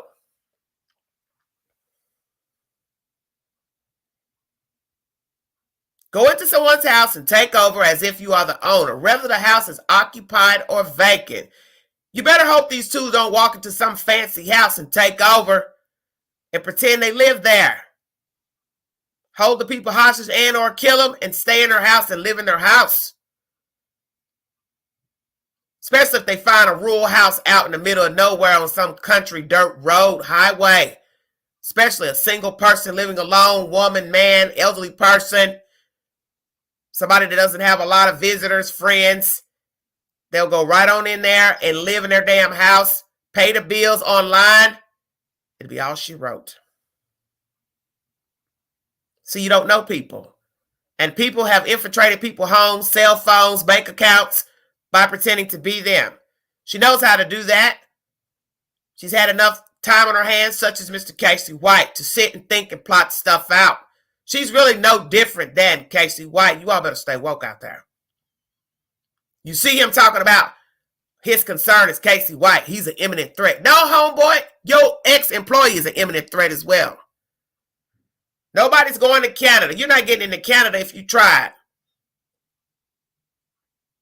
Canada is not like any other country. You can't not just walk across the border to Canada. It don't work like that, I know, because I have visited Canada before. They want your ID. They want to know what you're doing here. All of that. How long you going to stay? All of that. Especially if you're going by car or bus.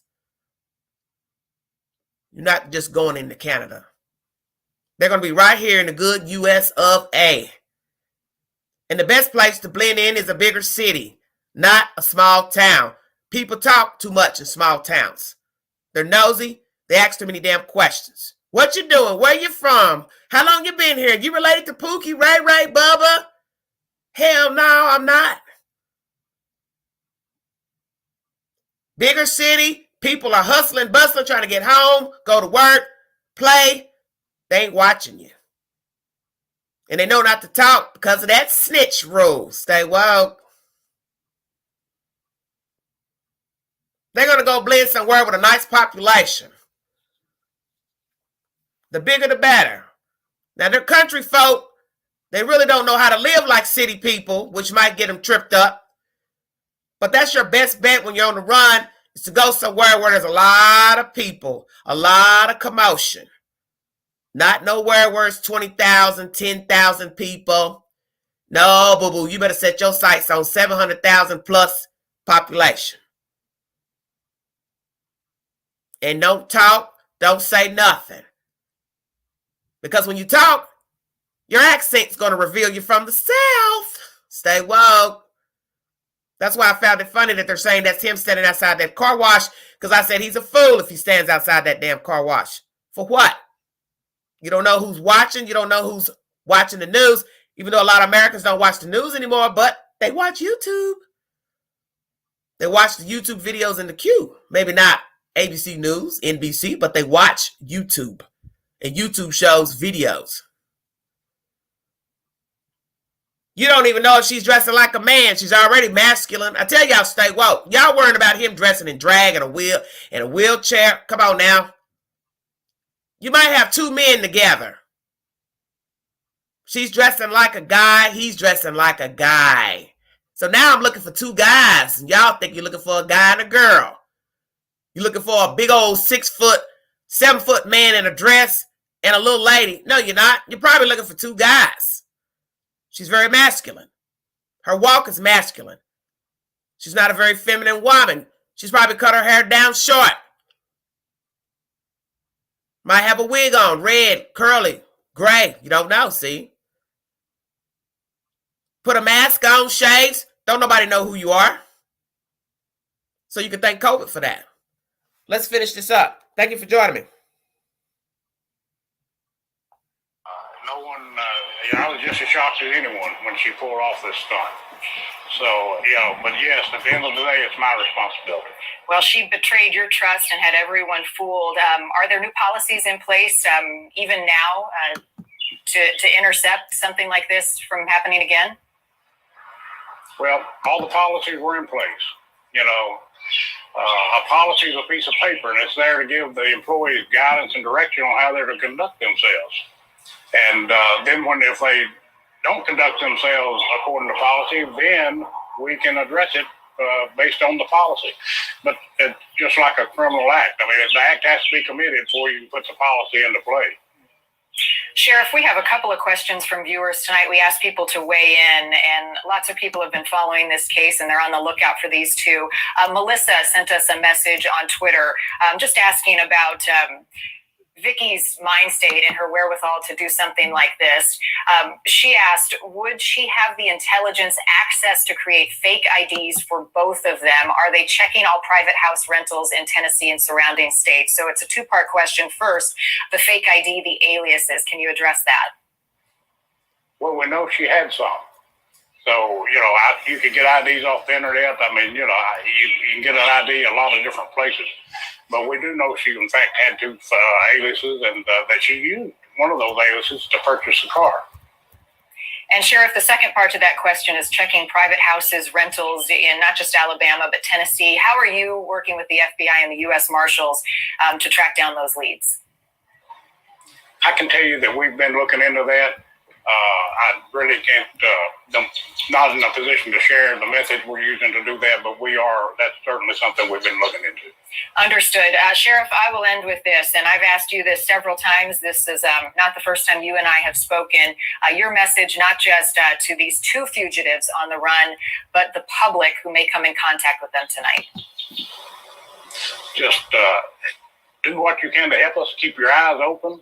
Whether you're on the road, out shopping, whatever. Casey White is going to stand out. He's 6'9", 300 something pounds. He's not going to be able to hide if he's out in public. So if you see someone you think matches his description or hers, call 911. Get your local law enforcement authorities involved and help us catch them. That's how we're going to catch them. Somebody see them and call in a tip, and we're going to catch them. Do not approach them. Call 911. Sheriff Rick Singleton, my best to you and your department and everyone else out there in law enforcement who's trying to catch these two. Thank you for your time. Thank you. It is important to reiterate, Casey White is considered a dangerous fugitive. We cannot say that enough. Police say if you see Casey White or Vicky White, do not approach them. Call 911 right away. Coming up, no one wants Casey White brought to justice more than my next guest. He is the son of the woman Casey White is accused of stabbing to death in 2015. His message for those fugitives tonight. All right. They got a few more people they're going to talk to, and then they're going to wrap this up. Let's talk about this. He is responsible for this situation that just happened. All right. Thank you, Reese, for the donation. God bless you, baby. He is responsible for this because, like you said, this is his jail. He's truly shocked at what she did. He owes responsibility. He's responsible for her, the jailers, the inmates. New policies in place. What will be the new policies? He's basically saying they're going to follow protocol. He will address anything that happens. Well, I think you should have addressed this issue of the favoritism. Did you or did you not?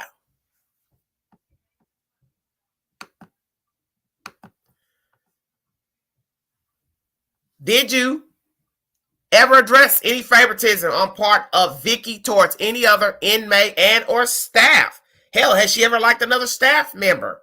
I'd like to go back to Mr. Johnson's comment earlier in the live that she has a dark side. What is a dark side? Did she ever get him in trouble and or fired? Mr. Johnson, if you want to talk to the queen, look me up on IG. I'd like to know because there's something odd about this situation with Mr. Johnson and that others are not shocked that she exacted this crime. So who are the other people who believe she would do this? Believe she did this? Who are the other employees? Are they current employees or ex-employees or both? Will you address issues again, sir, Mr. Sheriff? Because I'm wondering if you'll even address any improprieties with your jailers and your inmates. Just saying. Fake ID, she had two, he says. Aliases she used to get the car, the SUV, that has now been impounded and back in Alabama. What IDs did she use? Are they real people? Or she went into a real driver license department and got ID and or driver license using people's credentials or through a machine, or she paid somebody to make them for her. All right, Peaches. Thank you for the sticker, baby. It's been said he's dangerous when using drugs. Once again, September 2020. He was charged with murdering Connie Ridgway. August 2015. Hearing voices. I'm recapping old stuff. I need to stay on board. Tracking him to the FBI. He can't give you the information that they're using in the tools. Naturally, they cannot tell you that. Keep your eyes open. He'll stand out.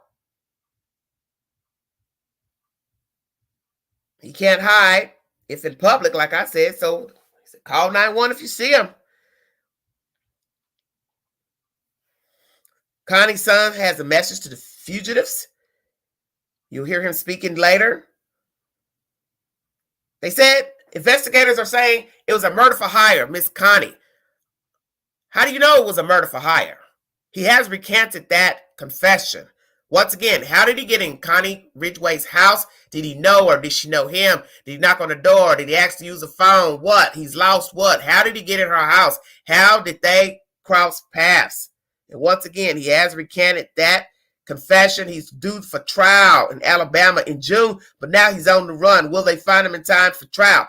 That's one thing the sheriff has been tooting along, is that he wants him apprehended so he can go to trial. Well, honey, he ain't wanting to go to trial. That's the whole purpose of him being on the run. Because he already faces 75 years plus a possible life sentence and or death sentence for the murder of Connie Ridgway. That's why he's on the run. And if he did kill her for a hit, who hired him? She seems like a nice lady, nice family. It's a weird story. The son doesn't feel that he's a target per se, Miss Ridgway's son, Mr. Williams. But he doesn't want somebody just going down for this crime if they're not guilty. He basically said his mom was gentle, sweet, Christian. Who would kill her? Why would somebody kill his mother? They had no idea that Mr. Casey was the suspect. 4 or 5 years goes by, then he confesses. As I said, how did he get in? How did he get in? The son wants him to go to court, but he doesn't want an innocent man to go to jail. But he does believe that he is guilty for the crime of murdering his mother. This jailhouse courtship, many people are tired of them saying that.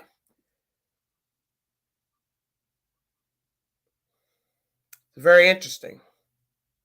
We're going to now hear from a lady who aided an inmate out of jail, out of prison. She's going to give her testimony on News Nation. Thank you all so much for joining me. Well, Pamela, you're right, but see, that's the whole point of these stories. You can't go back. This is the thing about life. The decisions that are made. She took advantage of her job. She took advantage that all the guys, girls were gone that day, wherever they were. She plotted and lied in wait till there was nobody around to get Casey White out of that jail, and it worked. Also, falling in love with a cold-blooded killer who is behind bars more common than many of us thought. We're going to talk to a woman who experienced that, lived it firsthand.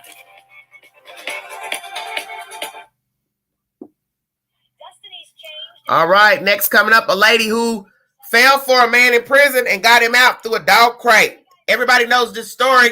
Here's her testimony. Thank you for joining me.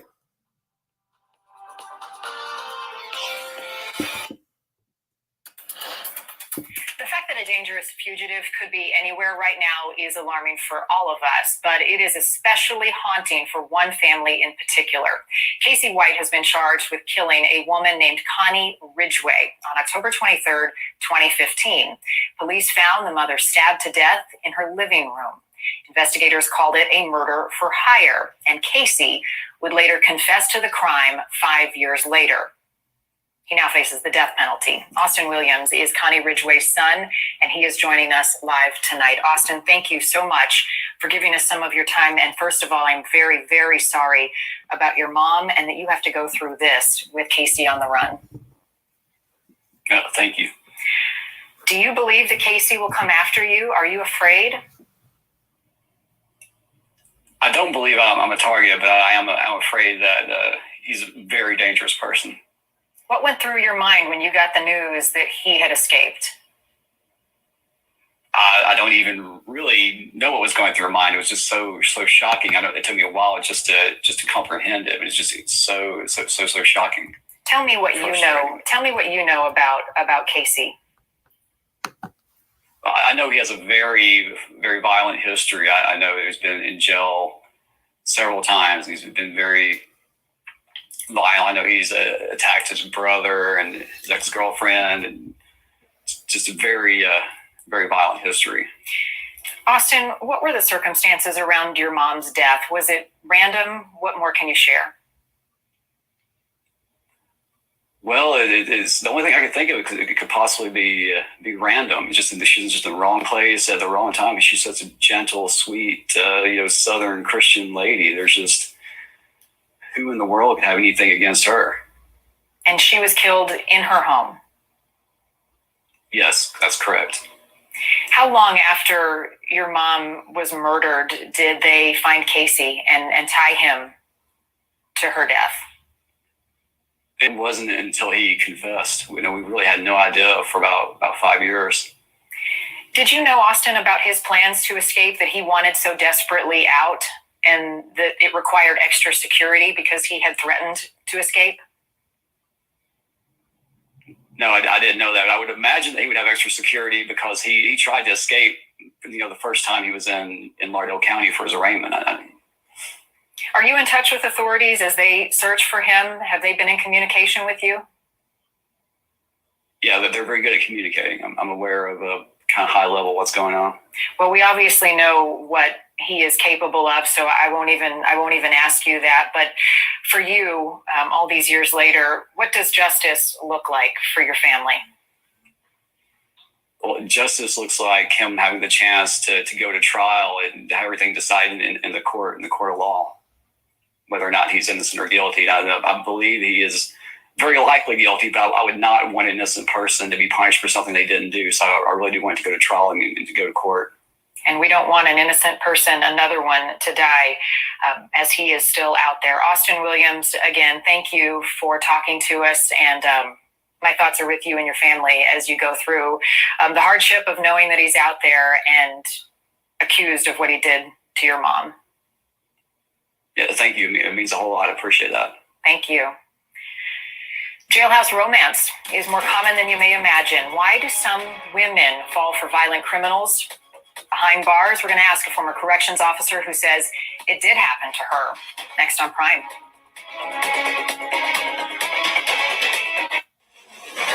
It is shocking and so hard for many of us to believe, but some of America's most notorious criminals have found love behind bars. Convicted murderer and cult leader Charles Manson, for one, got engaged at the age of 80 to a 26-year-old who became infatuated with him through letters.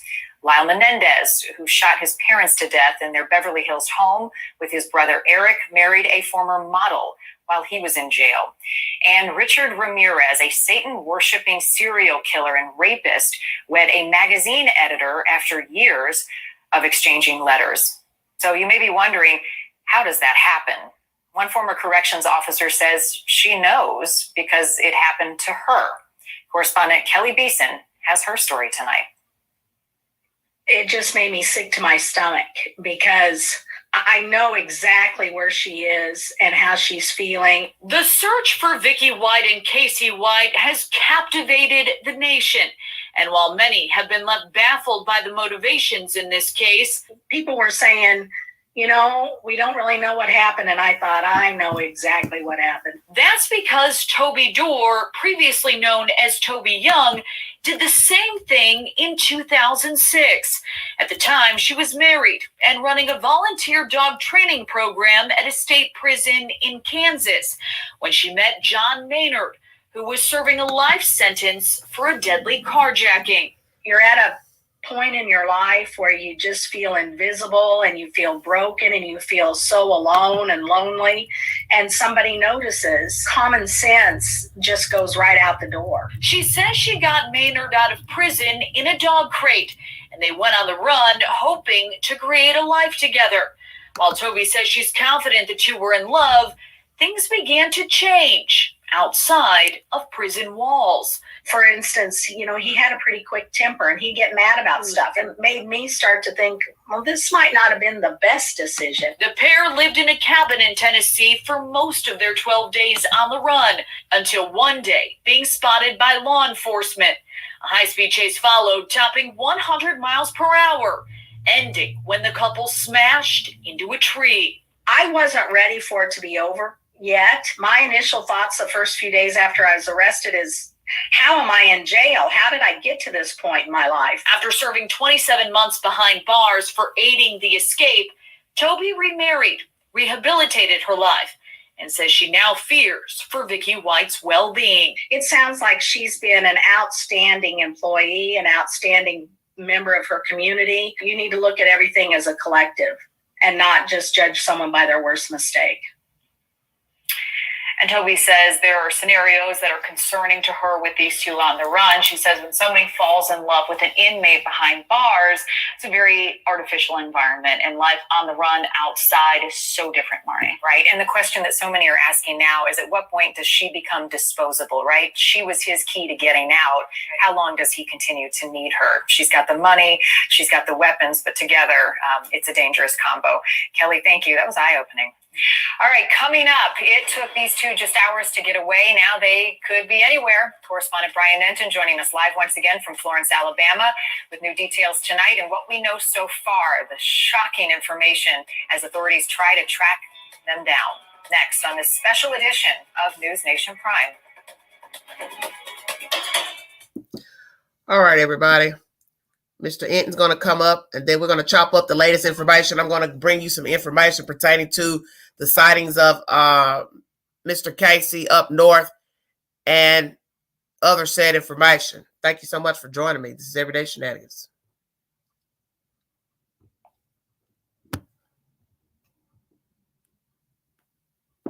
Fugitives on the run tonight. Casey White facing capital murder charges, a dangerous criminal and potentially the death penalty. Vicky White, an officer seemingly in love, but maybe more complicated than anybody anticipated. Correspondent Brian Enton joining us live in Florence, Alabama tonight with the manhunt that really spans nationwide, Brian. And a week after these two disappeared, investigators don't seem like they're any closer to finding them. Yeah, Marnie, I think that's the most surprising thing tonight is that it has now been 1 week and we are basically right back at square one. They found the SUV about 2 hours from here in Tennessee, but then they tell us that it was actually there for a week, not reported to law enforcement in Alabama. So basically, Vicky and Casey got a week head start. They could be anywhere right now. Talk about the disguises, because people are looking for a 6'9" bald guy with big ears and some tattoos, and a 5'+ woman, blonde hair. We've seen her picture plastered everywhere, but they may look and seem a lot different, Brian. Yes, bottom line with Vicky, the people who know her tell me that she looks much older in the picture. So if you see someone who looks like her but's older, it could be her. With him being so tall, it's possible that she's got him in a wheelchair disguised as a woman, the district attorney says. So basically, just be open-minded if you're looking for these two out there, and don't approach. They are armed and dangerous. Armed and dangerous for sure. Brian Enton live in Alabama tonight. We will be staying on this case and bring you any updates as it warrants. Casey White and Vicky White on the run tonight. Call 911 if you see them. That's our time. Stick around. Dan Abrams. All right, everybody. That's News Nation. Please check out their content. I post their information to my community board if you ever need information pertaining to this. As I said, the sheriff needs to acknowledge that Vicky is just as dangerous because she aided this felon out of the jail. She also has heavy artillery that they did not locate in the state of Alabama. So she's just as dangerous because she has decided to aid this man, ride along with this man if he has not gotten rid of her. I will now bring you the latest information pertaining to this case. This is an ever-evolving story. So know that anything I say in this live can change at a moment's notice. Any information I divulge can change because the people are still on the run. I bring you the information as I get it, as I find it. Thank you for joining me.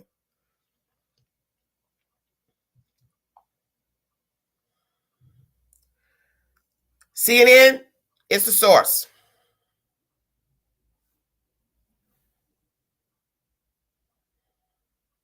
U.S. Marshals have released photos of who they believe is Alabama fugitive Casey White caught on surveillance camera at an Evansville, Indiana car wash. This is the first time since White escaped a detention center with corrections officer Vicky White that he reportedly has been spotted. Vicky White was not seen in the photos. In Cam 1, you will see a photo of a tall man with, it looks to be something in his left pocket, front pocket, a dark black baseball cap, or a light colored shirt that could be red and white or pink.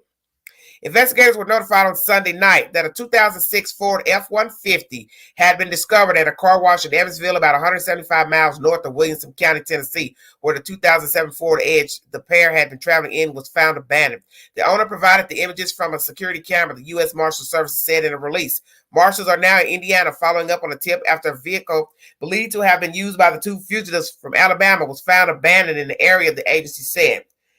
New charges against Vicky White. New charges have been filed against Vicky White in relation to the escape of Casey White, an inmate facing murder charges, the Lauderdale County Sheriff's Department said Monday. The new charges stem from her using an alias to purchase the vehicle used in the escape, a 2007 Ford Edge, officials said. The warrant shows Vicky White is wanted on charges of forgery and identity theft. Bingo card. I've been asking that since this information was relayed.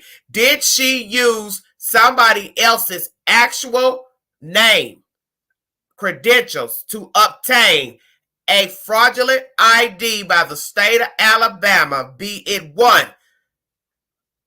state ID or driver license? Number 3, whose ID did she use still? God, I hope it's not her mother's. Lord have mercy, this is crazy. All right.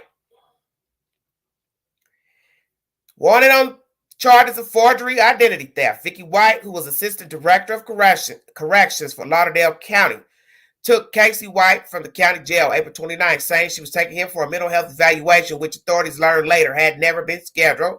She then said she was going to get medical care after dropping the inmate off because she wasn't feeling well. The two have not been spotted since, and Vicky White's use of aliases may be complicating the search for the two. Lauderdale County Sheriff Rick Singleton said Monday, if she was using her own identity, that would make it fairly easy for us to maybe find her. Of course, everybody knows she wouldn't do that. That's stupid. Singleton told CNN's Bianna Goladriga, we do know she used a false identification to purchase a car here locally. She had 2 false IDs that we're aware of, and I wouldn't be shocked if she had additional or new ones now, the sheriff said. Let's go there. What were the 2 IDs? Why would she be using 2 fake IDs to buy a car? How do you know? What fool is going to take an ID and put on the table and then what? Pull out another ID for the same transaction of a car? That I don't believe nobody would do that. I'm confused at this information. Surveillance video footage of Vicky White taken before the getaway shows the level of preparation that went into the escape. Investigators found footage of a White shopping for men's clothes at a department store and an adult store, Singleton said, adding she obviously had a change of clothes for the inmate. It just tells us that it was very well planned and calculated, Singleton said. Obviously, she well planned this escape down to a T, quote unquote. Investigators earlier released video footage showing Vicky White at a Quality Inn in Florence, where she stayed the night before the escape more than a week ago. The patrol car the officer and inmate took from the jail was found abandoned in a shopping center parking lot. Vicky White's jail keys, radio, handcuffs were found inside. So let me go over the discrepancy where I said there was shackles in the car. Obviously, there weren't. Just this information here. Let me repeat again.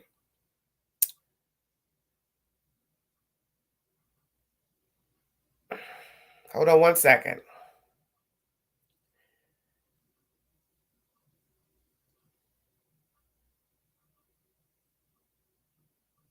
Now I can't find what I was saying. Hold on one second. I want to make sure I repeat everything properly.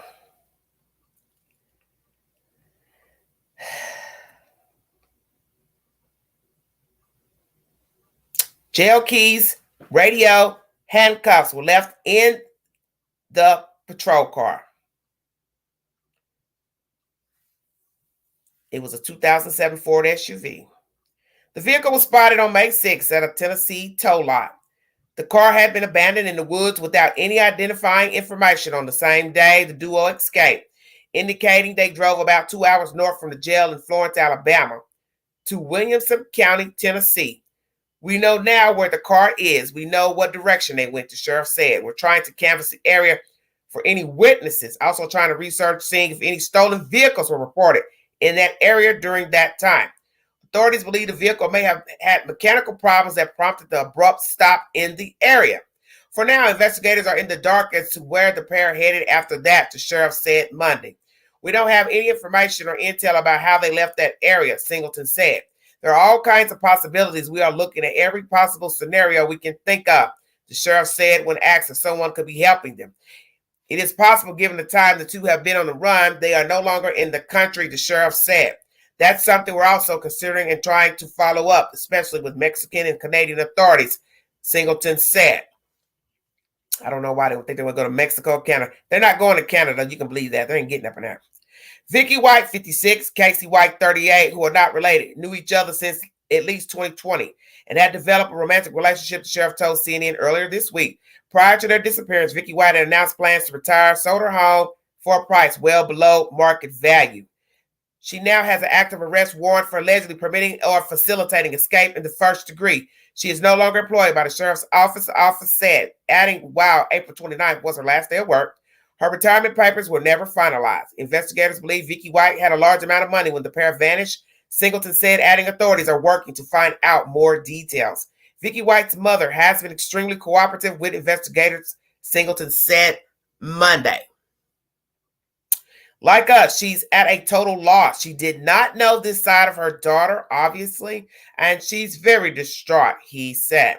The pair should be considered dangerous and may be armed with weapons, including an AR-15 rifle, handguns, and a shotgun, the U.S. Marshals Service said. And as I told you in this commentary, those guns have not been located in the peripheral of the mother's home that she shared with her mother, Vicky White. So they're assuming she took all the weapons with she and Mr. Casey White.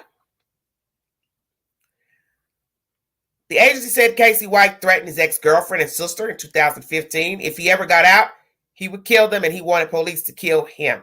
Authorities have warned the inmates potential targets and even taken measures to protect them, the Marshal Service said.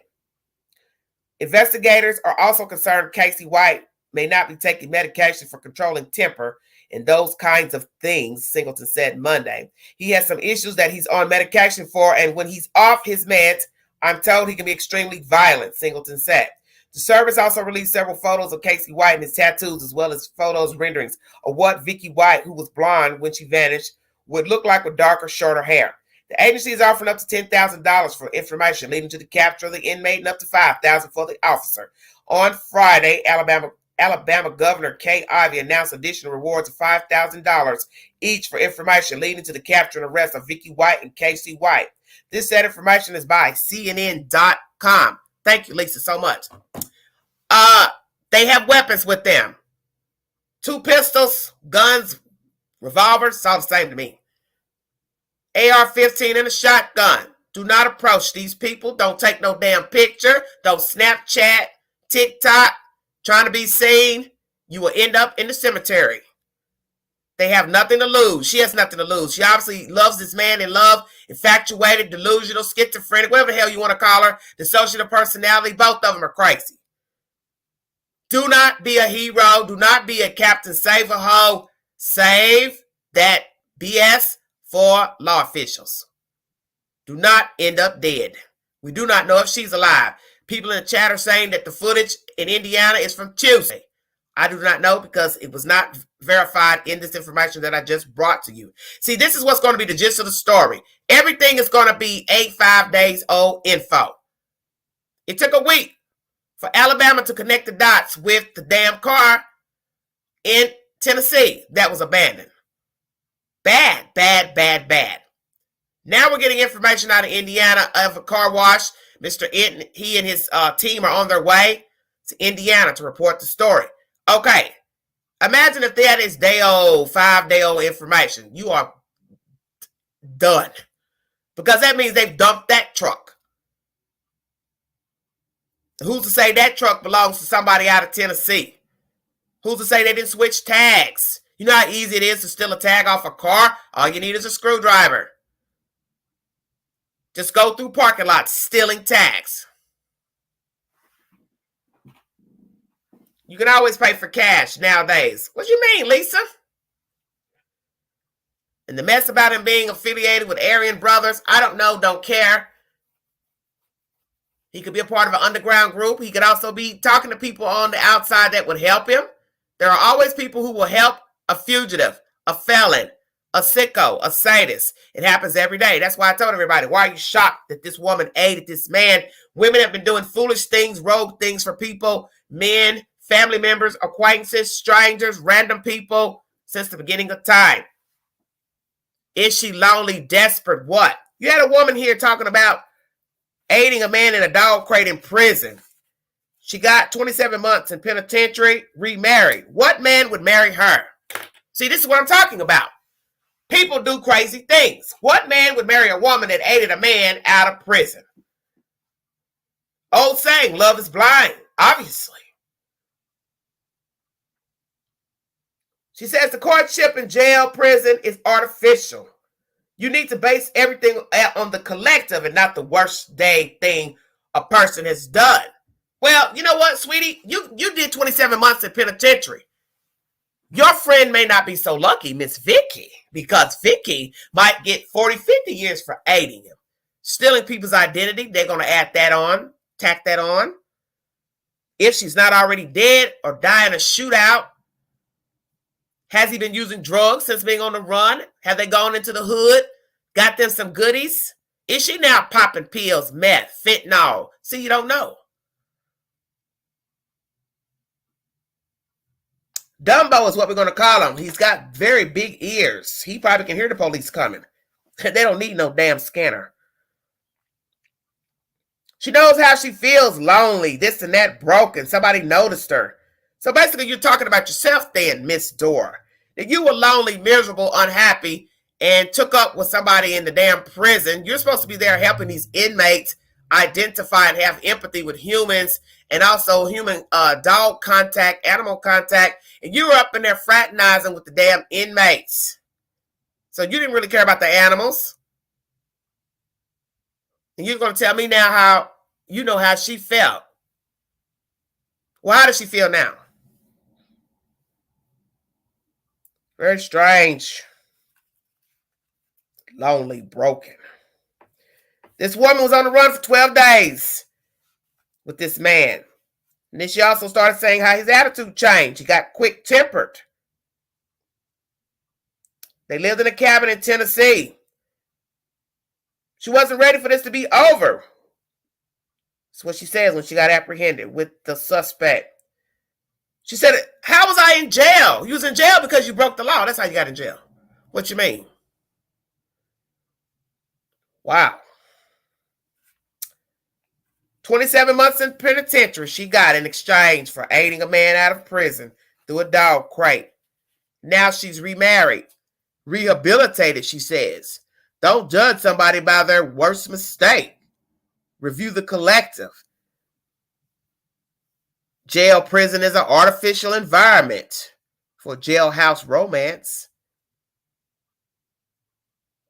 So what I want to say to her is, Miss Dora, what if you get depressed again with the current husband? Will you then go back out here and pick up another man and or inmates? You have fully learned your lesson? Yes. Thank you, Mallory Wood. I really appreciate that, sweetie. See, old habits die hard. That's what people don't understand about life. This is why we make the mistakes we make. Yes, foolishness, loneliness, insecurities. Nobody understands us. Nobody hears us. Hear me roar. Nobody gives a damn. So I just go out here and do any damn thing. Oh, they'll see me now, won't they? So let's say she was insecure of Vicky all her life. No confidence. She didn't get the love she needed from the last husband, who's now dead. Stay woke. You know my name now, don't you, America? You know Vicky White now. I was never important before April 29th. Nobody knew my name. Nobody knew I existed. You dummies thought I was happy at this stupid low-level job at the jail. As somebody in the chat says, that I'm not making a lot of money. She had a nice house. Her mother had a nice house. They weren't probably hurting for anything, but it wasn't enough. You see, one of you would envy her life. She had a decent job. She had a job of authority. She had a nice home. Mama had a nice home, but it wasn't enough. You see, that's the thing about envying people, fantasizing. There's always somebody wanting more. My daddy told me that once. He said, if you got $1 million right now, it wouldn't be enough. Maybe he's right. I don't know. I ain't got the $1 million to find out if it'll be enough. Hell, give it to me. Let me see. You understand what I'm saying? Give the queen $1 million. I'll show you how to work with it. Because first of all, queen gonna pay anything she owes, and she ain't gonna spend it all in the same place. Everything will be paid in cash. I won't owe a note on nothing. That's how I would make it last. But I understand what he's saying. That how you start ain't how you finish.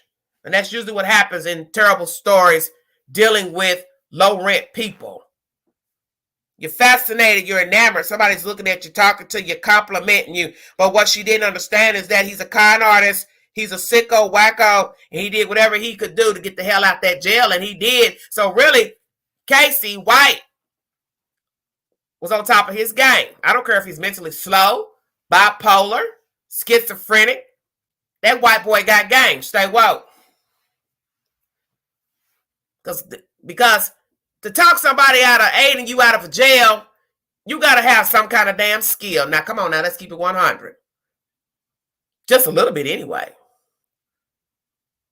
What I call gift of gab is what I said on the comment page a week ago. You don't have to be really special, but you got to be able to know how to finesse another human being. You see, you got to know how to get up under their skin, get up in them folds, and make them think they're special. And that's what he did with this little short white lady. You're pretty.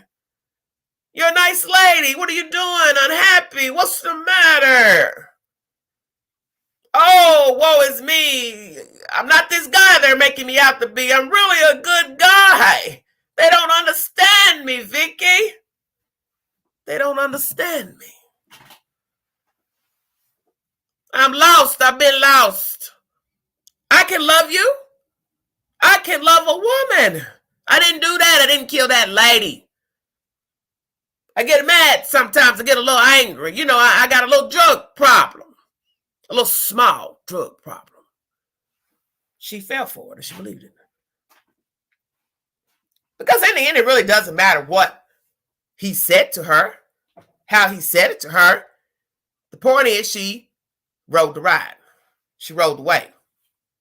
So it doesn't matter what he said to her. It doesn't matter if he meant it. Doesn't matter if he had remorse all of 5 seconds. Vicky White fell for the BS and now they're on the run.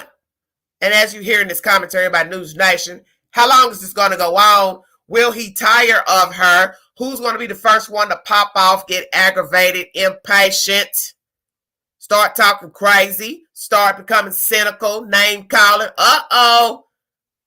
We got trouble in paradise. Now somebody's going to start saying, I got to get the hell out of here.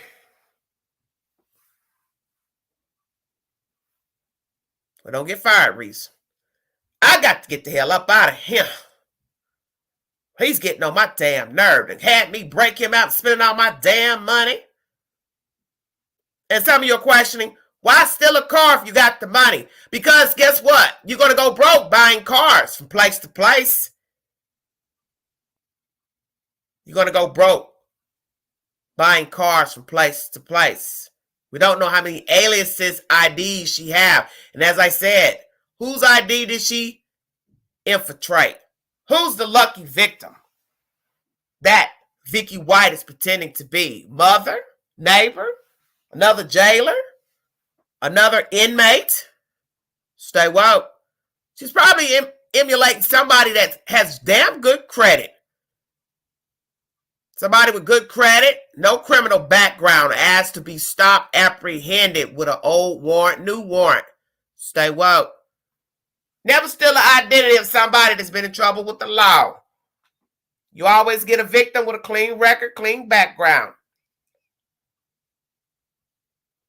That's it. But I'm confused about the 2 aliases to purchase the car. I'm confused about that information. Hopefully the truth will come out about the 2 aliases used to buy the car.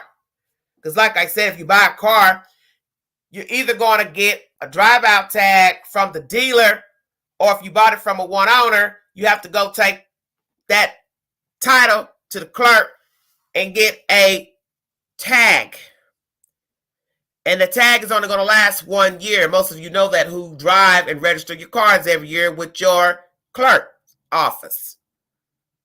So 1 year on the run, you have got to be able to get that sticker put on that car. And if now they know my alias, I can't go in anywhere and register the car. A year later, my name is going to be flagged in the computer as a fugitive, fraud, etc., etc. Where are they? Is she still alive? Does he still have her?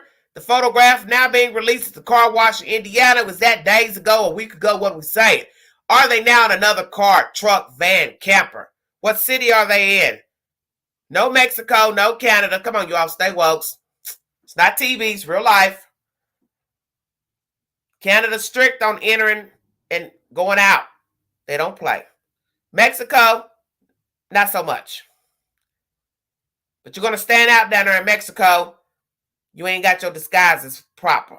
And would Mexico hand them over? Maybe, maybe not. I don't think we have really the best rapport with Mexico. Thank you all for joining me. 2 hours plus in, 33 minutes. The sheriff is taking responsibility for Vicky's actions. He hired her, he trusted her, and she hoodwinked and bamboozled him as well. he and the staff and the community. Will they fire the sheriff? Will you all be voting for a new sheriff? Will the community people ask to have him removed? Will he step down? Because, you know, a lot of times when the chief, the sheriff, has problems in their town with something, I don't care what it's about, improprieties, sexual misconduct, stealing, racial issues, a lot of these people step down. They just automatically say, I ain't getting ready to put up with this. I already know what they're going to do. They're going to try to get me out of here. So let me go on a step down so I can get my damn pension. You ain't going to take my money. Will Big Boy step down? Just saying, the hell with it. I'm old. I'm coming up out of here. Because will these people ever have faith in me again to do the right thing, to pay attention to details? Because somewhere, somebody said, the hell with it. That's how Vicky was able to get him out of there. Somebody turned a blind eye. And like I said, had somebody been to her superior to say, hey, I think there's something going on between she and Casey White. But nobody did anything.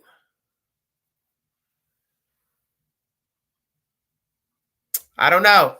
Yes, I was wondering that too. Why wash the car? Yes, that's true.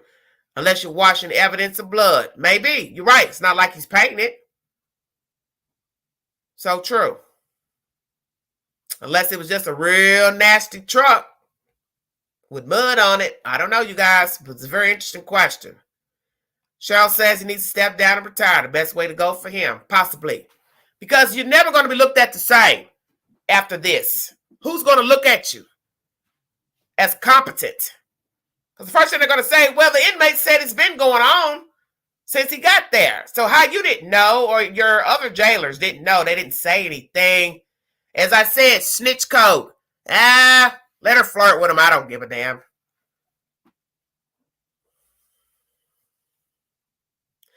Somebody is saying a man subject has been shot but is still alive. I heard this on another channel. All right. Well, I'm not repeating anything else in the chat that I don't have confirmation of. I've already been in a Google search, and I've already read the latest information pertaining to that photograph of him of a man at a car wash, and new charges facing her. She's now being brought up on theft and identity charges. That is the latest I've seen in the queue as of about 20 minutes ago. If I get any more information, I'll post it to my community board, and I will then go live with the said information. But I'm not going to pass any information in this live that I don't have a receipt to. Thank you so much for joining me. God bless all of you.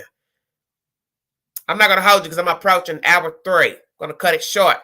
This is an ever-evolving story. Information will change because the two are allegedly on the run, if not apprehended. We do not know if the woman is still alive or not, but I will bring you that information as I get it. My sources always remain with News 31 and News Nation because they are competent people, and I trust the information that they get. But always remember that any information you get from the news is somebody's version.